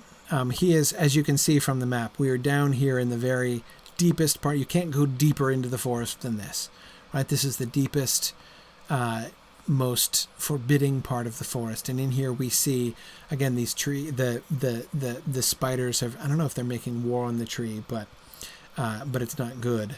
Anyway, they're not a positive relationship with the tree, and there's this horn in here. There's this walking tree, which I'm hoping will respawn, so we can look at it closely. All right. You were trying to escort the tree to safety and accidentally killed it, JJ. Ha ha ha. But yes, Ronnie, it does look like the spiders are binding the trees. Remember the bind bowl wood, right, in the Shire, where we had spiders there as well. Oh, it takes 2 minutes to respawn. All right, we should be almost there. We'll keep talking. See if the tree. I want to look closely at the tree like we were looking closely at the bears. Let's see. Come on, Mr. Tree. Mr. Tree Boss. Mr. Tormented Huorn. The bind bowl wood certainly does. And again, I the bind bowl wood is in the book, right? The name is in the book. Uh-oh. What'd you just kill? Oh, no. Oh, the twisted dead root. Okay. So, yeah, there are roots that come up out of the ground and attack you, which is fun. Very topical. There he is. No leaves. Right? Look at his bark. His bark is all shot through with these... Oh, he's attacking me. Wow. That's okay. This guy looks just like the bears. And he's got this scary mouth thing going on and everything. He looks pretty bad. But, it won't let me use the tree. Arnor will be destroyed. The tree is saying Arnor will be destroyed? Wow. The tree does have a long memory. Look how unhealthy it looks, though. It's just got this mass of dead twigs reaching out to try to... Hope it's not actually killing anyone. Yeah, Haunted Barren Oak, it is called. The Haunted Barren Oak. So it is barren. It cannot bear fruit. No acorns around here, and it is haunted. Not haunting, right? It's haunted. You're trying to heal the tree, JJ. That's fine. That's okay. I got a good look at it. That's all I wanted. Good. Oh, I think there's a root over here that's attacking folks. There we go. Yeah, you can kill the twisted dead root over there. Yeah, so this, of course, is a separate story. We don't get this sense in the Old Forest, right? We don't see any places where the trees themselves are under attack. But again, what we do see is them picking up on a Mirkwood theme, right? In Mirkwood, we had a forest, a great forest, Greenwood the Great, right? Which is coming under the influence, or rather, in the case of Mirkwood, has come under a dark and malevolent influence, which can be seen even just in the turning the creatures black that live in it, from the butterflies, up to the dark spiders and the black squirrels. And so here we have this same sort of implication, right? That even the Old Forest itself is not evil, is not clean, right? It is being attacked. But we see, again, we see it conflicted all the way through the Old Forest, right? From the bears, right? Nothing just lives happily here. Everything is... The Unforest is an unhappy forest. Is this... Now, let's see. Can I find my way out? I wonder. Let's see. Let's see if I can find my way out of the Weaver's Den. I often can't. But we'll see. Maybe I gotta go around this side. Okay. And then around over here. No. No. See, this is where I always lose it. Where do I get up? There's a way to get up, but I don't remember where it is. Down around over here, yeah. I think that's right where Griffith got stuck. Oh, that's right. See, up this way around. That's right. Okay. Yeah, again, I just love that these trees look like... Notice how all these... It looks like branches have been lopped off. We have these broken off roots and limbs. Because it's not just branches. These are roots that have been severed. Right? I mean, this tree is still alive. But it's not a happy tree. Which, to me, has an interesting kind of effect. Right? We got through these webs? Yes, we can. It has an interesting kind of effect because, of course, the hostility. It's an interesting choice on Lotro's part. Again, to me, it's excusable just by the Mirkwood parallel, right? The parallel with Mirkwood, that they've established with Mirkwood, and so the kind of playing out Mirkwood motifs in the Old Forest. That's kind of fun. I mean, so it's not just depicting what is described in the book. It goes beyond what's described in the book, but it goes beyond them in a way that is playing with or sort of inviting us to think about a different element of the story, right? To think about the Old Forest in conjunction with Mirkwood. So I'm fine with that. It's a little Hobbit nod, which we often get in Lotro. But it's not just that. In addition to that, it changes the dynamics of the Old Forest completely. Frodo and Merry and Pippin and Sam, at the point in the story that we left off today, are still in opposition stage.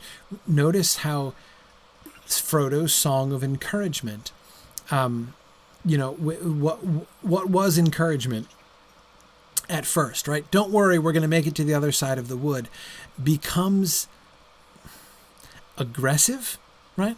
Passive aggressive, I guess, literally, since it just talks about waiting for the trees to die, which presumably they'll outlive those hobbits. Interesting, right? To take the long view on trees. But anyway, it's clearly adversarial, right? The relationship that they have and that they perceive themselves as having with the Old Forest. Lotro twists that. When we cross the Withywindle and we get into deeper, darker, more dangerous parts of the forest, and when we do, we suddenly find our sympathies kind of shifted around, right? Look how nice and friendly this looks, right? Willow trees down by the stream. What could go wrong, right? This is quite pleasant in comparison when you come back out of the spider area. So I really like the way that Lotro kind of turns it about, and in a sense sort of recruits our sympathies on behalf of the forest, so that we see, and one of the things that it conveys, like, it doesn't let us as players of the game fall comfortably into or remain comfortably within the attitude that the hobbits have at the beginning, right? It's us versus the forest. The forest is our enemy. And we come to see, no, actually the forest isn't all bad. The forest isn't just evil. And it itself is suffering. It itself is in need of assistance, right, of help. So we'll see. Well, we'll come back to the Old Forest. We can meet Old Man Willow and Tom Bombadil, of course, but we'll wait for that for another day after we've talked. I don't want to meet Old Man Willow and Tom Bombadil till we get to those passages in the book, right? So we'll get to Tom Bombadil real soon, I'm sure. Tarlanio, I agree. It is too bad we can't get that sense of the trees watching us in the game. It is really hard for the game to convey that kind of oppression, right, that they had. One thing that interests me also, though, Tarlanio, on that exact point, there is one way in which Lotro does attempt to represent that sense of oppression, right, that kind of intangible feeling, and that's through dread. For those of you who are not familiar with the game, you can see here is the indicator, right? You have a hope in Dread, there's like this meter. It's 1 through 5, isn't it, guys? 1 through 5 or 0 through 5, right? 0 is in the middle. Your dread can be up to 5. Your hope can be up to 5. So if you are in a positive, happy place like Rivendell or the Shire, your hope will be high. It gives you bonuses and things, and it makes the edge of your minimap here blue. When you are experiencing great dread, it actually reduces your health and it, which is your morale. So it gives you all these penalties. And of course you are under extreme dread when you are, near a Balrog or a Ringwraith or something like that. Anyway, so they have built into the game, which really impresses me because it's extremely Tolkienian, this idea of the effects of hope or dread. They've worked that into the game mechanics in a really fascinating way. Notice in the Old Forest we don't experience dread. They could do that, Torloniel, right? They could make it dreadful, right? Make the Old Forest a dreadful place, and that would seem at first to be a way for them to depict that sense of oppression, right, that the forest gives. But I like the fact that they haven't done that, especially since dread in the game is generally has a good and evil kind of valence to it. When your dread is really high, your minimap disappears and is replaced by the Eye of Sauron looking at you, right? So it's definitely a Sauron kind of evil related thing. Yeah. Okay. Palandor, thanks. Palandor says you can get up to -15 dread. And at -15, the message is you sense the Eye of Sauron upon you. The fear of defeat seizes your heart often, causing you to cower. Often when your dread is -15, you can't even move. Your character just cowers. But the Old Forest, the oppression of the Old Forest is not about the Eye of Sauron being upon you, right? The Old Forest is a free agent, right? And it might make you feel oppressed, but it's different from the oppression, from like the effect, the fear that the Ringwraiths bring. Amathorn is just drawing attention to the fireflies. Look at all the fireflies, right? It's nice. It's peaceful. Hey, right here in the Withy window, we can see the sun, sort of. Not really. Notice the mist. Right? It's still indistinct, which is also cool. All right. Oh, and the music?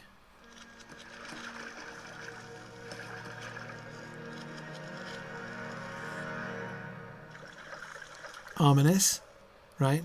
Ominous, but not absolutely terrifying. Yeah. I really like the Old Forest music. All right, cool. Oh, cool. Yeah. Palandor says that the text when you get to +11 hope, it says your heart heeds not the night. Yeah, that's awesome. Very Tolkien. Yeah. Exactly, Irindus. The Old Forest isn't necessarily evil. The trees just don't like you. Exactly. Dislike, remember? It's all about the dislike. Though it might increase to enmity if you're a hobbit standing in the bonfire glade, for instance. All right, cool. Well, we're gonna leave it here in the Withy window, and we'll come back. We'll see. We may continue down the Withy window and see Old Man Willow next time. I may save that for a visit to Tom Bombadil, which means we might not do our field trip here in the Old Forest next week. We might have to wait a week because it's surely going to take us more than 1 week to get to the house of Tom Bombadil here. But we'll see. We'll see about that. Anyway. Thanks, everybody. So we'll sign off now. We should have class as normal next week. I'm going to have to... there won't be class 2 weeks from tonight. My family's going away again. Lots of travel this summer. So I won't be able to broadcast the week after next. But next week we will have class as normal. And we will certainly come to Old Man Willow and see how that goes for next time. So... thanks, everybody, and I will see you guys next week. Bye now.